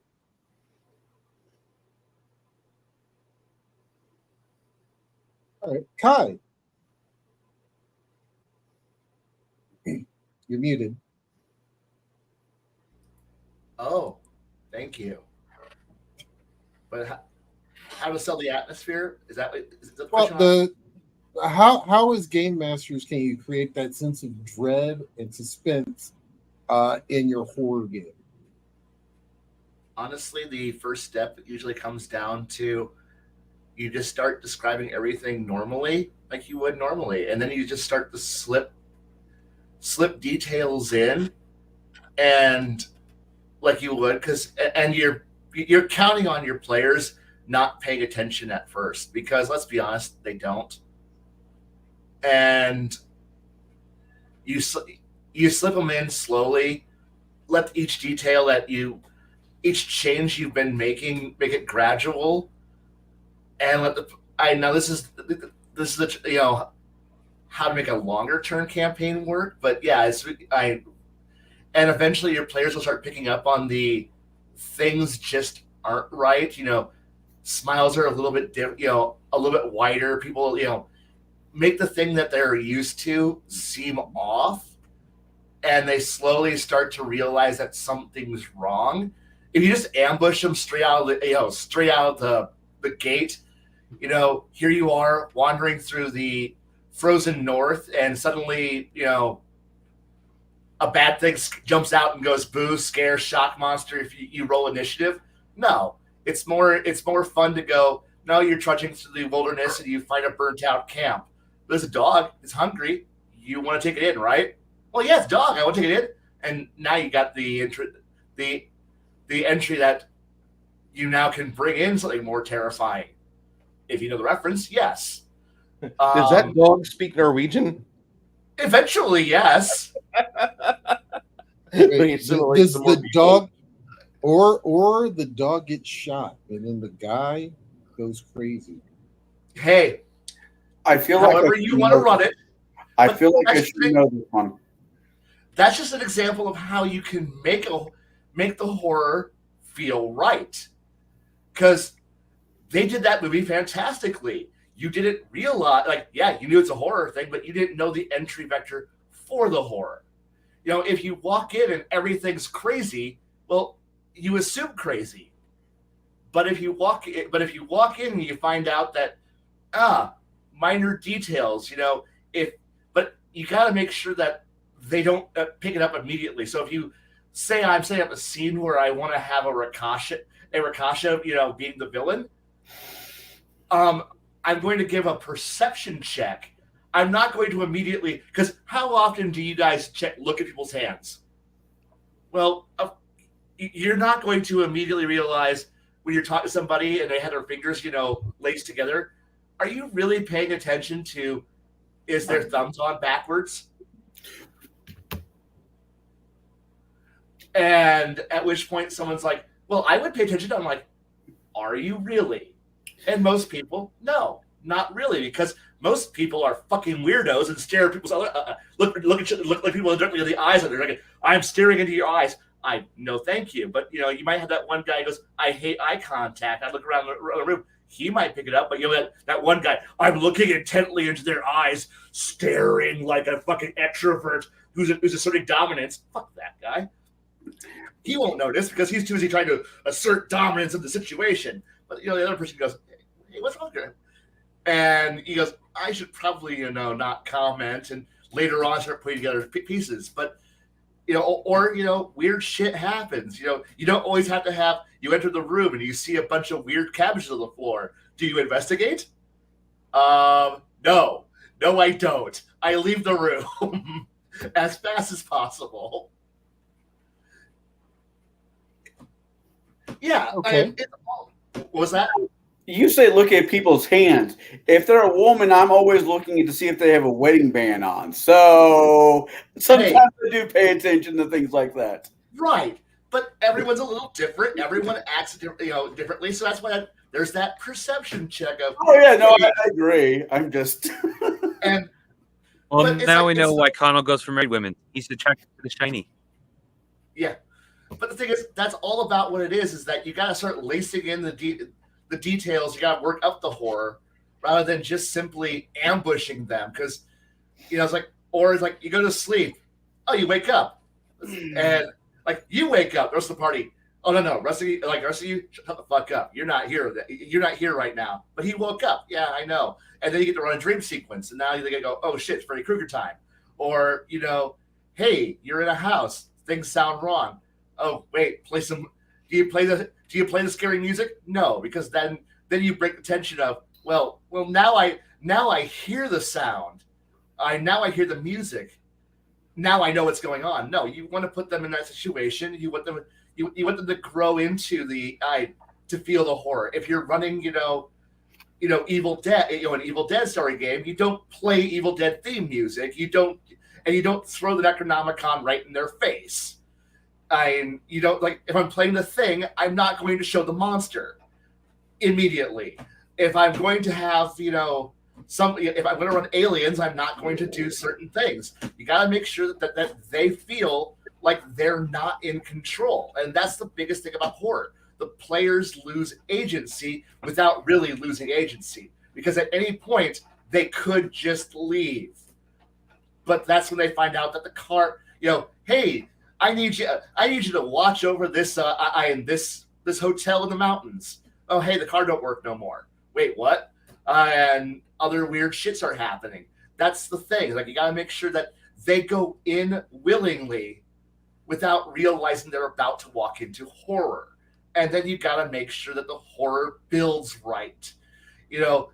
play into their curiosity. Give them a cube to play with. Give them something to let them open the door themselves into something terrible. Like, don't trap them until they've willfully walked into it. But also don't have it be a bulldozer that just you walk into the room, slam door. Now you're stuck, assholes. Now you have to play the horror game. No, let them walk in properly. But this all comes down to, have you watched a lot of horror stories? Yes. Now, mind you, if you're really into fuck with your players, you could always just start with, y'all went to sleep and you wake up chained y'all wake up chained to various parts of the wall in a room, and and the magic mouse starts telling you, I would like to play a game, and now you're all going, well, half of us are dead, and that's a whole different experience. But then again, you can also run a hostile level of horror where you're in a happy town, but things start going wrong, and now you're trying to not get killed. It's all about trying to know the horror. I know the genre of horror that you want to run. Know the beats, but then rewrite the story in a way that it's not the players are not the ones watching the horror. The players are the ones who are in the middle of it. So you gotta rewrite how you angle the story, how you tell it, so that way play into their own desires. If you have a player who's a womanizing alcoholic, well, that's really easy to lure a player into a murder game that's like Hostile. That's fucking simple. If you got a player who loves being a complete tool to everybody, a complete bastard, bastard to the nines, congratulations. That is Saw right the fuck there. If you got a wizard who loves to play with the secrets of the universe, that's Hellraiser. If you got a cleric who's praying to the wrong gods, congratulations. Also Hellraiser, could be Freddy Krueger. I mean, go with, tailor the horror to fit the players you're about to murder, and know who is going to be the last survivor, because there's always a last survivor. And then look at everybody else in the party as the people you murder, maim, kidnap, or do terrible things to aim the horror at the target, the player you want to abuse. And you have to pick that one person, because you can't cast an omni horror unless you're going to go for military horror, unless you're going for a brutal war scene. But that's different kind of horror right there. That's just fucking brutality. But if you're find the player you want to be the one that is going to be the interesting person, and aim it, and then treat everybody else as, well, the slut, the jock, the nerd, and the people you get caught along the way. Okay, and TCG, what about for you? What how do you as a game master create that sense of dread and or suspense in your horror game? Well, what I did, it wasn't directly a horror game, but it was definitely one where I wanted suspense and it would still work for horror. It falls on the category of what Kai was talking about, is making certain people disappear before the right target does. I'm not, especially when I was a teenager, not the biggest fan of purposely killing NPCs. Like, oh, I'm going to kill off all the PCs just to mess with this one player. So for this, I brought a lot of NPCs, but they didn't notice that the players were so preoccupied with being players, they did not notice that people were going missing. I even listed off the count every time the players supposedly counted them. People were going missing, and they didn't notice it for 3 days. Then all of a sudden, one of the players noticed something just before somebody disappeared, which started a whole, what the hell is going on? And that's when the I pulled definitely a more of an alien thing where it was the disappearance started happening more frequently until it was just the players left, and they weren't very happy with that idea because all of a sudden, like because Palladium level 1 farmer isn't a level 1 farmer. He is, but he's not level 1. He's going to be decent power, like not anywhere near the fighter. But to make an entire farm of people just disappear over the course of about a week, players were actually a little freaked out about that. They were like, "What the hell's going on? What could have done this? None of us seen this." I mean, we started after the third day when the person started noticing. They started taking patrols. Never seen a thing. Just little glimpses of shadows and maybe some movement. So I like building it up with a bunch of,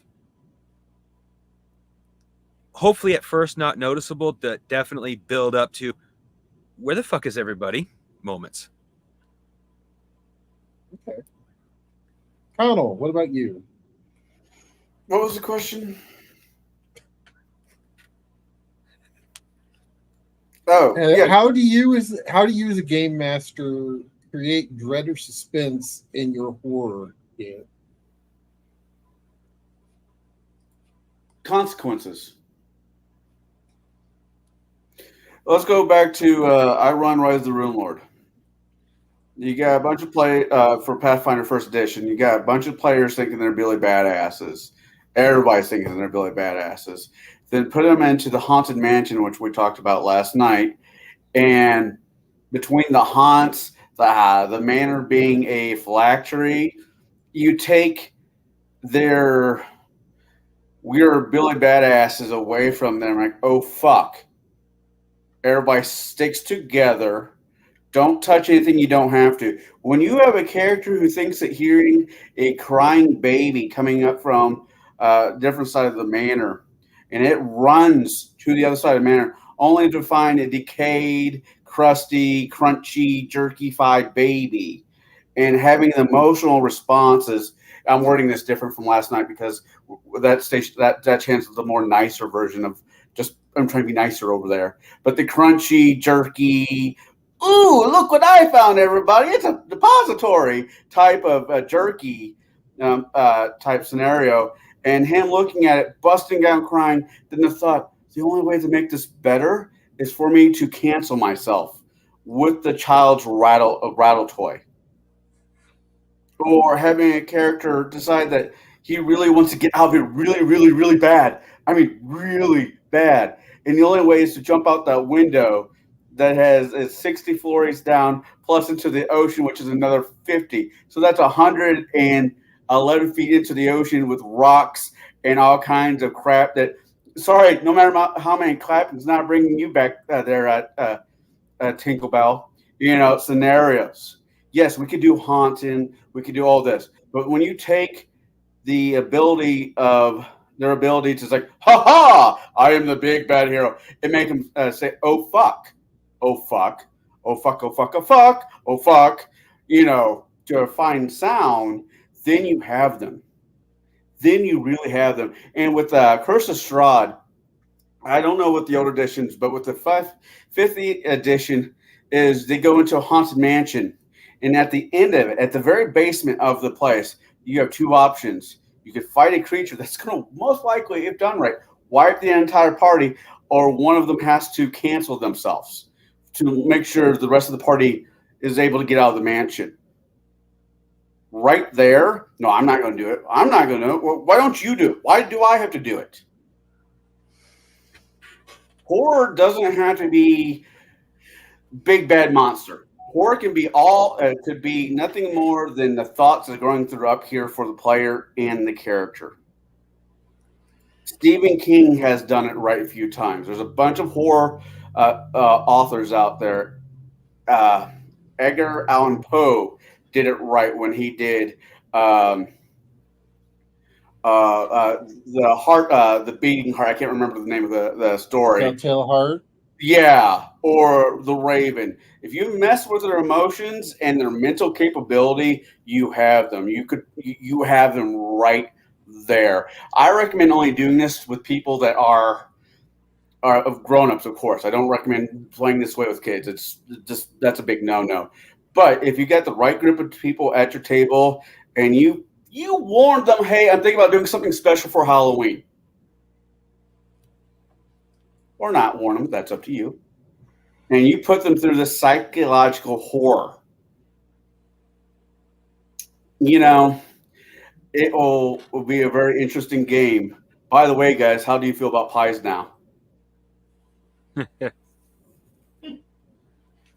You know, I don't eat pies. It's not my thing. Ever since I watched Carl devour that poor pecan pie at the game room, and Garrett was there with me, we both watched that in horror. So you know what I don't eat anymore? Pie. That's all right. You want to know what I really think about it? There we go. That's what I think. Oh, that feels so good. I just put everybody back. You get my point, though. Yes. All right. So, Jade, last but not least on this one. I think this will be our last one for the night. How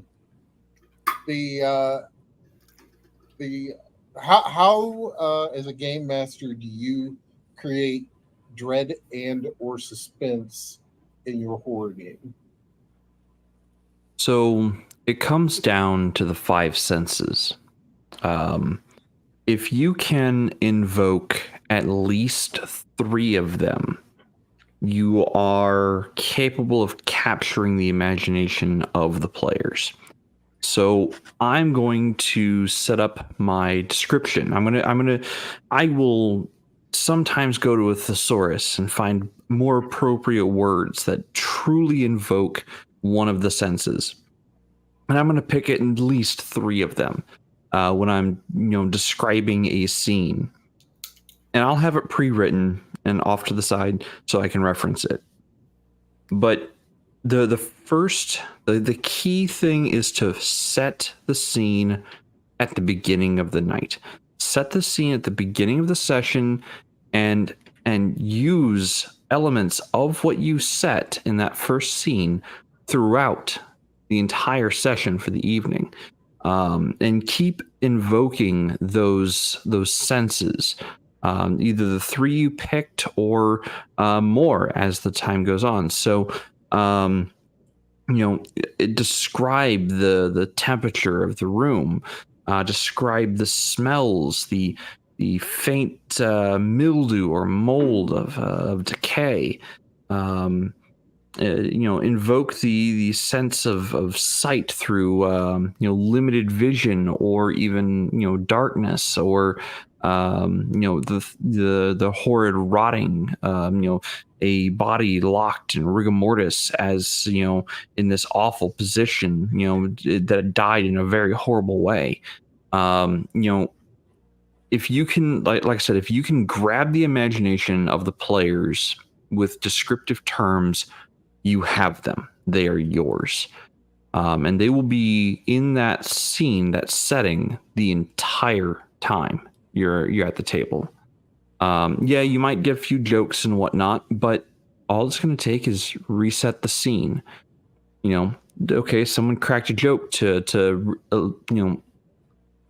lessen some of the tension. That's fine. The very next room they walk into resets the scene, and suddenly the tension is back. The other thing you can do is, don't let on that there are things happening immediately. The player characters are moving throughout a scene, and they'll talk with NPCs, and then they might go back and talk to those NPCs again. Well, what if that NPC is not there? What if nobody knows that NPC was there to begin with? I was like, well, where's the bar wench, Jane? We don't have a bar wench by that name. I don't know who you're talking about. Make the players second guess some of the information that they have received, and and don't do it with malicious intent, but do it in such a way that it gets them questioning. Wait a minute, you said the name was Jane. Yes, that was what was said earlier. I will confirm that. Where's that person now? Nobody here knows that anybody by that name. You know, it gets them wondering, okay, so who did we talk to? You know, did that person exist? Are we going insane? The more you can get your players to invest in what is happening in the scene and you know the mystery of what's happening, the more interested they will be. Because you know, curiosity is one of those things that once it's peaked, people want to see it through to the end. And it starts with great descriptions, and it's a slow build, and it's a slow build of the tension. It's a slow build of, you know, the entire night until finally they're at the final scene, and the tension is as high as it can possibly get. And the way you got them there, or the way, you know, they, you know, discovered things, it just kept building the tension, building it higher, you know, making it more stressful, making it more tense, you know. And you can do this through a multitude of ways. You can, you know, increase the stakes by increasing the DCs of things that they need to be able to succeed at, the target numbers of the rooms. You know, the ability to hit things. You know, you can make it so that, like, well, you know, now you need like a 15 to 20 to be able to even hit this thing. In the next scene, okay, well, you're looking for a 17 or higher at this point on the die roll. You know, and that's one way of driving tension, is them not being able to succeed at things. You know, at the very beginning, they were able to succeed at a lot of things. The DC was only 12, maybe 10.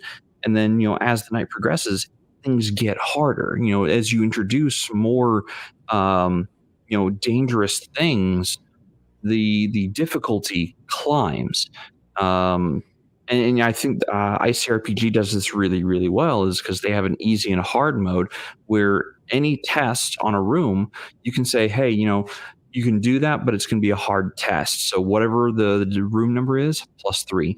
Oh, yeah, okay, you want to climb the ladder, or you want to climb the bookshelf. Well, I guess those are natural handholds. Make an easy DC instead. So, I mean, you have in your toolbox as a game master a bunch of tools to use at the table, and they can all be used to drive that tension higher and higher, to the point where the players are like, we need an ending, or we're not going to be able to sleep tonight. Please where is the ending?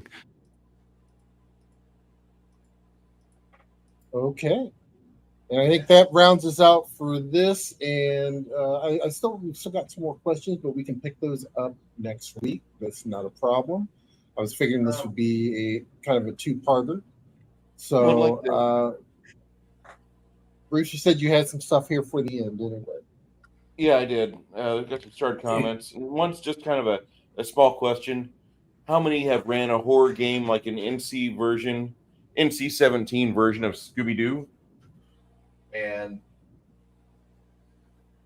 I think most of us probably have a slightly different answer than that. Like I myself, I've ran a few games where it starts off kind of kiddie-ish, but by the midpoint, we're delving into some adult situations. Garrett, you ever have anything like that? Not really. Just for the simple fact of, you know, it comes back to know your table. So, you know, there's certain things where, you know, there's certain things where at the table, I knew about some people's pasts that were probably not good lines to cross. So they didn't get crossed. That is a problem that I have frequently. I've gotten better. I mean, I think one of the main reasons is that people just ignore me now, or Bruce is streaming. Let's do a live stream right now. Fuck it. And they do that, or they'll be like, no, I don't want to watch Bruce run a game. Bruce is good at certain things, but there's things he does that, and I don't know if that's my issue, but I know that for myself, there's been a lot of times where I'll be over at, like, say, the game room, not the game room, just for fun. And I'll be running a D&D game in the middle of the room, and I'll have my 6 people around me, and then like the players hack at a zombie, and they see that it does react, does have some pain sensors still operating, but it's trying to keep its innards from spilling out, and around its intestine it's falling out. You see like a bunch of scarabs or hard-shelled beetles come out of the creature, and that can go over pretty well with certain groups, but with a public environment like the middle of the game store, probably not the best. Connell?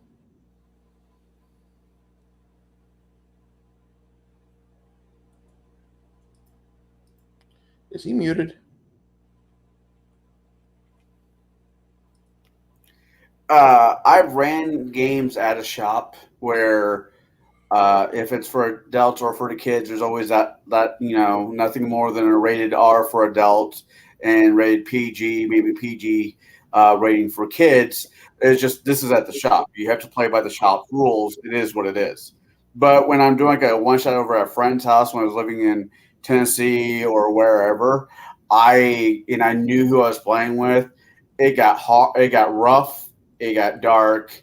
There, like Baron said, there's certain topics I just did not touch, but I don't have a problem running an NC-17 type haunted mansion type thing for grown-ups, like the 13th Ghost or whatever type feel, as long as the rest of the party I'm running for understands that this is where it's going. No, I'm not going to tell you everything that's going to happen. You guys are going to find out for yourselves.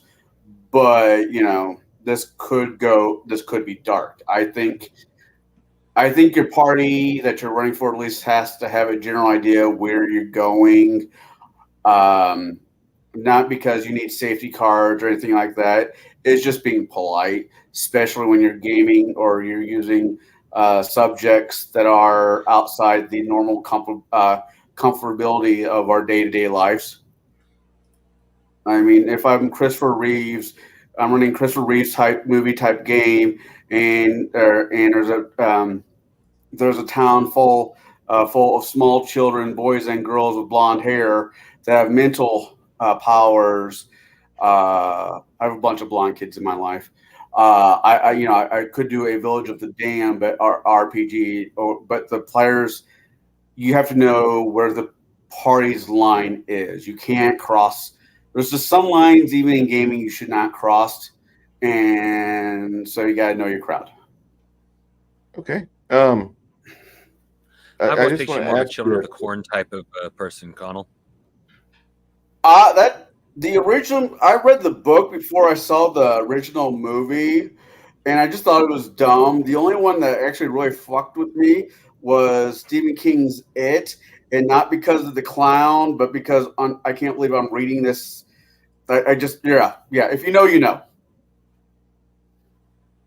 Yeah, I was 14 when I read it the first time, so it kind of gave me hope. Like maybe we would find a Beverly that would be hanging out with us, but no. If you know, you know, and Bruce, you're wrong. I never said I held popular opinion. I've never said that. When I was 14, that was what we thought. I mean, there was a bunch of us that were reading that. We were a bunch of going to be English majors, and like that was something that was kind of discussed. But like the moment you're like, I wish I had a Beverly, and like all the girls like scoot away from you, like that kind of tells you like how popular you are. Kai. Yeah, I have, and when the words now, most people most people are not really too cool on the idea of going NC-17, but I have a few groups that in the past that, yeah, we're going that far, and yeah, I feel sad that most people aren't that way, but hey, you got the players, and at that point, oh, it's fun.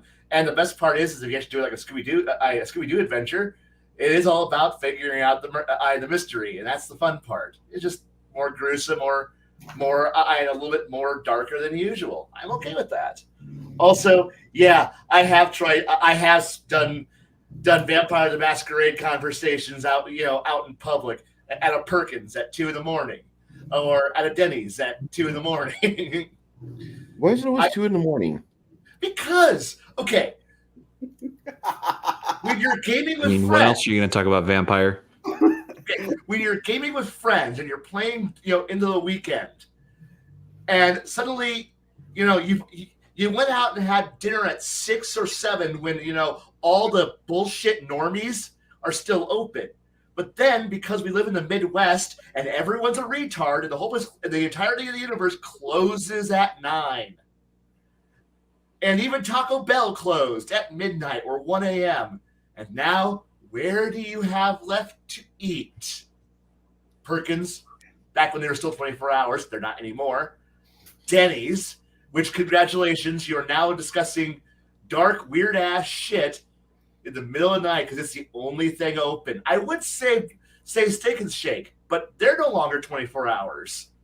What the They're hell no longer happened? around.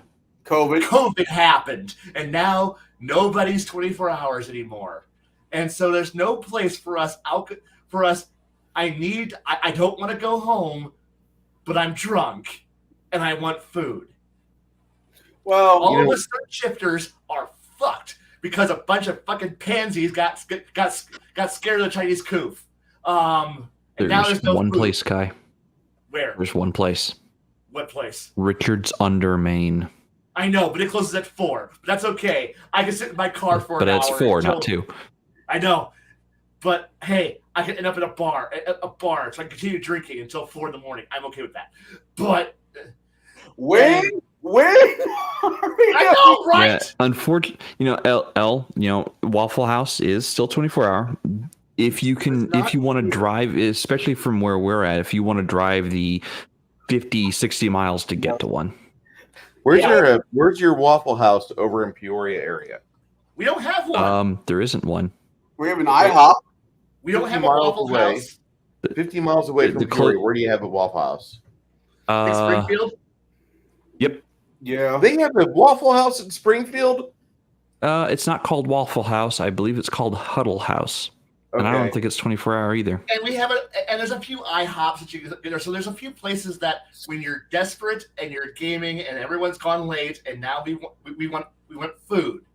So we've gone out somewhere in the middle of the night, and this is where you get to find out the really weird people. And some people are just like, I don't care, I'm hungover. But then you find that one group of people who are playing chess or Go in the back corner of the restaurant. They're playing Magic the Gathering. Yeah, I've been that guy who shows up there at 2 a.m. because me and the guy who's been playing Go since 10 at night are going, we need food. Take the whole board with us. Go to Steak and Shake, set the board back up, put all the places back in, and start playing Go again. And then having a bunch of weird LARPers come walking in because it's like it's late night, and all of a sudden they're like what the fuck? And then one guy recognizes the game, and then suddenly you got people watching you. And now we're all talking, and now we're making new friends because, hey, what are you doing? Oh, we just got out of a LARP. What game? Blah blah blah. And then suddenly you're talking over, a game of chess or a game of Go. Meanwhile, my opponent is sitting here going, "It's your move, motherfucker. Start playing." But no, when you're sitting there at like 4 a.m. and you're eating your 7x7 giganto burger, or your third plate of chicken tenders because you're hungry as fuck, and La Bamba's down in Champaign. Burrito as big as your head. Yeah, burritos as big as your head. Yeah, I remember La Bamba's. It There is used to be all one about in Peoria. Yeah, off of Maine. But they've been closed forever. But Okay. that's the fun part.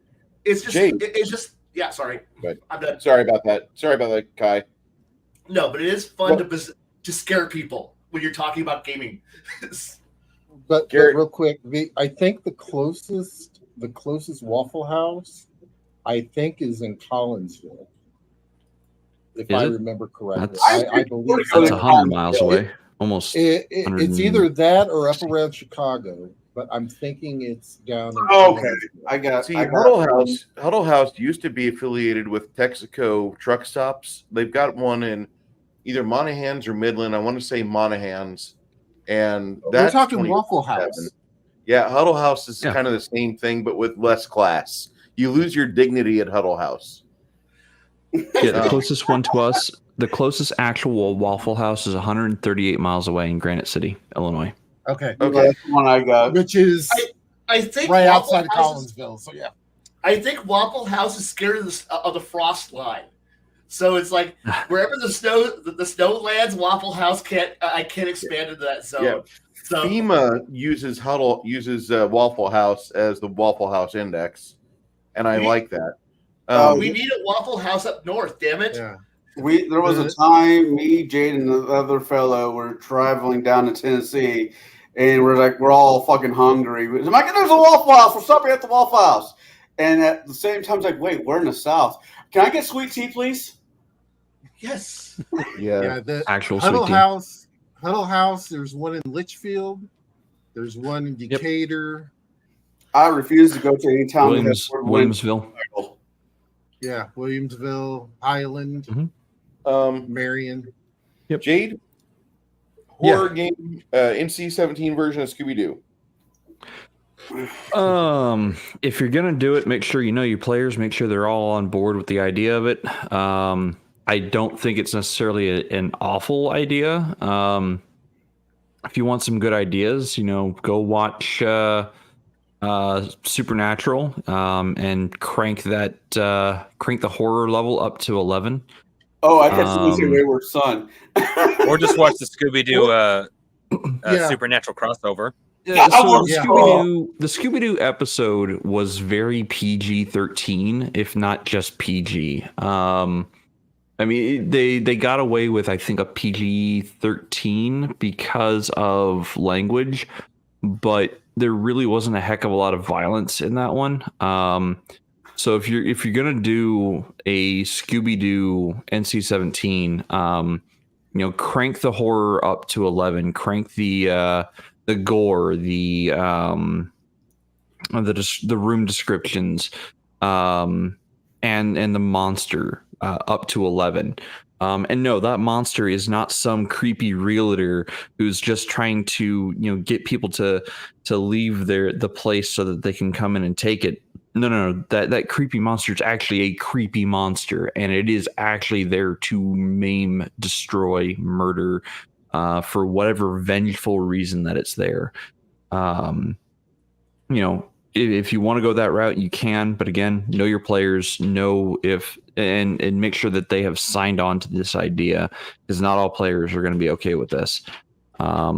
And if players aren't okay with it and you don't get their buy-in to it, they're just going to leave your table and they may not come back, which, that's up to them. That's, again, that's on you as the game master to make sure everyone's on board with the idea of it.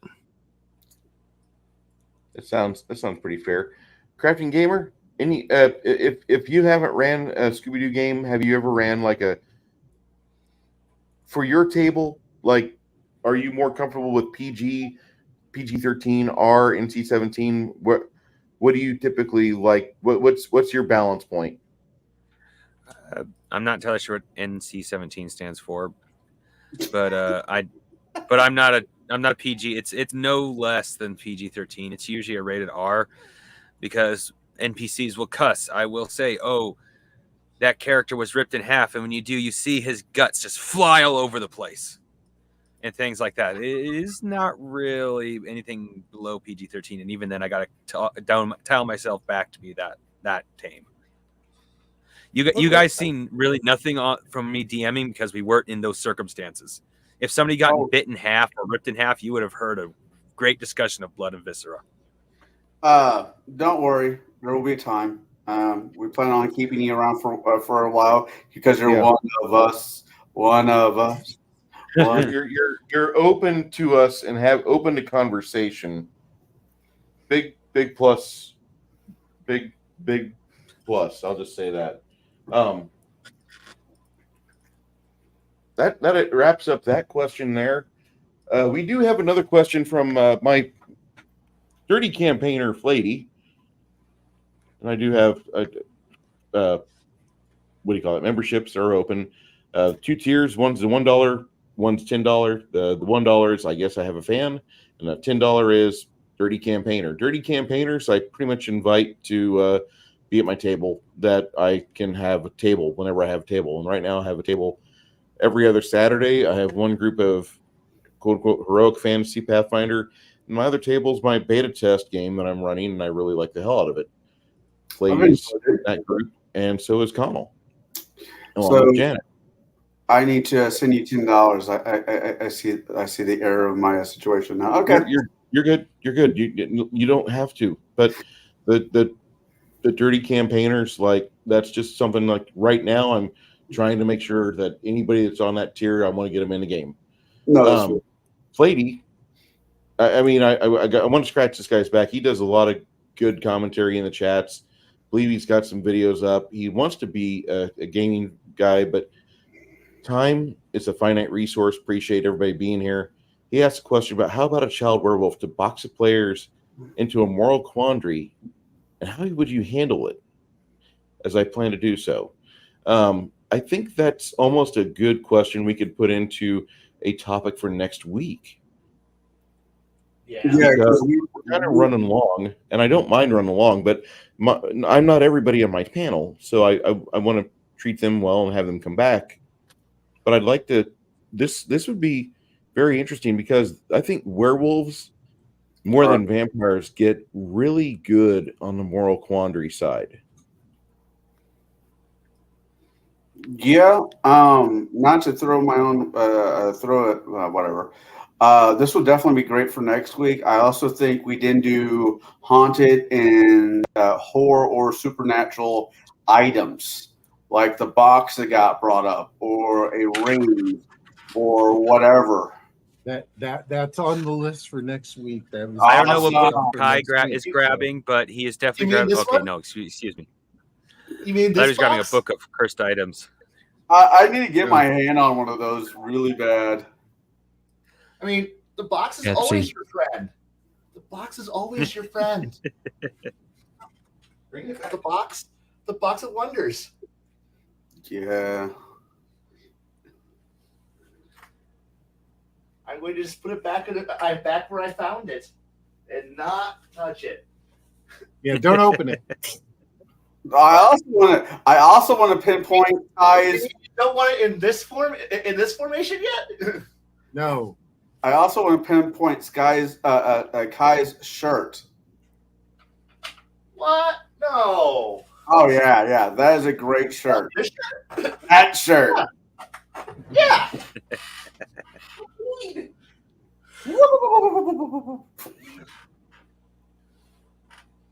Tim says, talk the Vampire Masquerade at local country kitchen restaurant. My buddy's talking about Giovanni rituals and a couple of old ladies, a couple tables over. Just give us the dirtiest looks. I love that. Grandparents That'll happen. they loo at you like you're possessed. It's God. I miss Denny. I miss Perkins being Perkins. I mean, I cannot tell you how many college papers I wrote at a Perkins down in Champaign. That's when LARP and role playing gets done. It's after 1 a.m., not 1 p.m. 1 p.m. for those on the other side of the world. Yes. Then she was the tiefling in the D&D movie after being it. Wow. Yeah, there was a new version of it, wasn't there? Yeah, it's actually pretty good. Waffle House. We got Waffle House and IHOP within the area. Although Waffle House is not by Round Rock, but over by Austin somewhere. And we've got IHOPs aplenty. IHOP really does a good job, I will say. Their steak's a little bit too thin for my taste, but whatever. Just buy multiple steaks. Just stack them all up. Exactly. That's when you go up to Grecian's up in Chile. And you get a freaking on the weekend. You get a freaking it's a Cowboy cut? plate. Yeah, but it's prime rib. There used to be a It's as big as Chinese. the plate. There used to be a Chinese restaurant in Chillicothe I enjoyed immensely, especially after drinking Halo Moon. But they're long gone. I haven't been to Chillicothe in forever. All right, so crafting game, or what do you got coming up? Coming up this week. This Saturday, I am releasing my next video on the Robotech RDF manual, which will be specifically about the start of the North America sector. And Tuesday, I'm planning on doing a Halloween live stream, provided somebody I don't want to be What on day? is doing it for me. What, Tuesday. what day? Halloween. On Halloween. I'll be. I'm doing my reading of The Thing at about 8:30. The Things.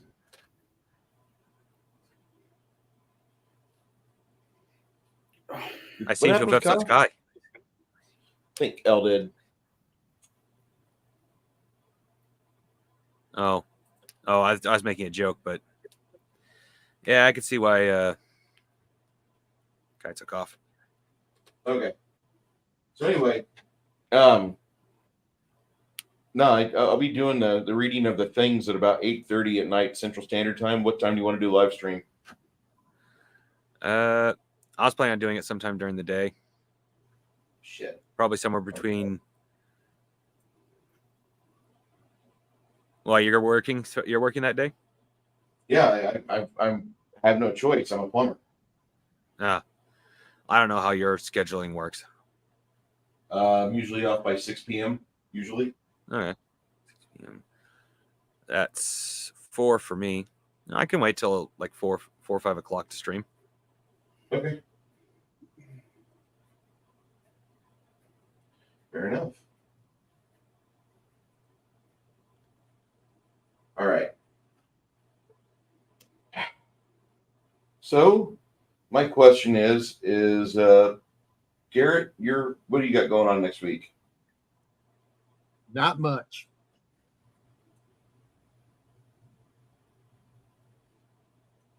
Are you just kind of like in a you're getting used to your new job, aren't you? Yeah. Fair enough. Okay. Connell, what are you watching Sunday? Well, if my life doesn't blow up on me yet again, because it tends to happen from now and then, we will be doing the 1990s horror, psychological horror, I guess, be more apt for it. The Flatliners. It had Keith Sutherland in it, Julia Roberts, young Kevin Bacon, and Oliver Patz. I think is his last name. People might know him from The Three Musketeers because it's one of his best roles he's done, in my opinion. And it's a very interesting movie. If I can talk the other people into doing it, and they haven't reached out, I'd like to do another double feature. If we do another double feature, it will be Shadows, the Creature from the Black Lagoon. But don't hold your breath on that one because, like I said, no one's yet reached out. We'll definitely be doing Flatliners. I hope to see you guys, some of you guys there. It was a good movie. Oh, for another quick movie thought processing, there was recently, with the last couple of years, there was a King Arthur movie that came out. If you ignore that it's a King Arthur movie and pretend in the back of your head that's a He-Man movie, it makes a great deal more sense. Is it a good He-Man film? It was a good He-Man film. Okay. Because there's not many He-Man films out there. There really aren't. I mean, this it was directed by the guy who did Snatch, not the porn, the movie, Lock, Stock, and Two Loaded Barrels, The Gentleman. It's a good movie. I recommend everybody go out there and watch it. Just keep in mind, don't pretend to yourself this is a King Arthur movie. This is a straightforward He-Man movie, and it was awesome. It's Guy Ritchie making an action film. I'm really not upset about this. I have to watch it now. It's a Guy Ritchie He-Man movie, which is a little bit of a stretch. Anyways, that's what I'm doing. And smoking more cigars. Because Jade, you're in the middle of Yes, sir. doing some things for the home, and we appreciate you coming in tonight. Did not have to, but it was great to have 6 people for the show. Are you going to be doing any more horror themed shows like what you did Beyond the Door? I would like to. I need to get a play group together to do something like that. But right now I don't have anything in the works for producing any more of those like radio style programming. But don't get me wrong, I would really love to do it. I know my microphone for the Beneath the Door series had some echo issues. I am working on fine tuning the Blue Yeti that I got, which is an Omni mic. But I'm still getting echo out of it. I think it's either a gain issue or it's a room issue where the room is just too alive with noise. I don't have anything up on my walls. There's a lot of things I want to do to the tavern down here to be able to make it more conducive to gaming and deaden some of the noise, but I haven't done it so yet because finances are a thing. And well, if I don't have them, I can't fund things like that. So, but no, it is in my long-term plans. Let's put it that way. I'll have to browbeat Brown Nose, buy him a pizza, 6-pack of beer, whatever it takes to get into one of those. Because I'm just gaming with our dear Jade here. I'm looking forward. Sunday, we're watching Bright Night in the Discord. I just put the link in the chat for those that aren't in there. Come on in. We'll be watching that. Fright Night, 1985 classic with Amanda Pierce and Robbie Bell. Yeah. That helped shape my childhood. That was one of the other movies that helped shape my childhood. Great movie. And we're going to watch that and discuss it on Monday with Janet. Friday night, I'm over at her channel where we talk a little bit harder topics on the shit show. And then Saturday of this coming week, you and I are going to be in the big ass Pathfinder versus Fire Giants grinder. Looking forward to it. I'm not. Not that I'm not looking forward to playing. I'm just not looking forward to dealing with more fucking fire giants. You guys chose it. You chose this life. All right. Damn it. November 1st is next month, is next week, just like Elle said. A lot of people are happy that the horror theme month is over for a lot of streamers. A lot of people talk about horror stuff. Horror is not just a thing you do during the month of October. I think you can pop it anytime. And I appreciate a good horror film in the beginning of the spring, not January, because that means it's slated for they don't have high expectations. But I think a good springtime horror film is great. Just my own personal opinion. Anybody have anything else to say before we shut the stream down and send these great chatters we've got onto other things this evening? Oh, for those out there that are looking for a new system, I've been looking into it myself.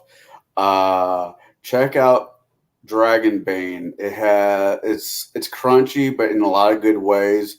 I'm enjoying the few Let's Play videos I've watched and what I've seen, what I've read. Play what you want, but if you have a spare moment, go check out Dragon's Bane. I think some of you might enjoy it, some of you might not, but it's definitely worth a look. Sounds good. With that, and remember, everyone, a chainsaw is more fun if you hold it the right way. Not by the teeth, in your teeth. Okay. Thank you, everybody. We'll see you soon.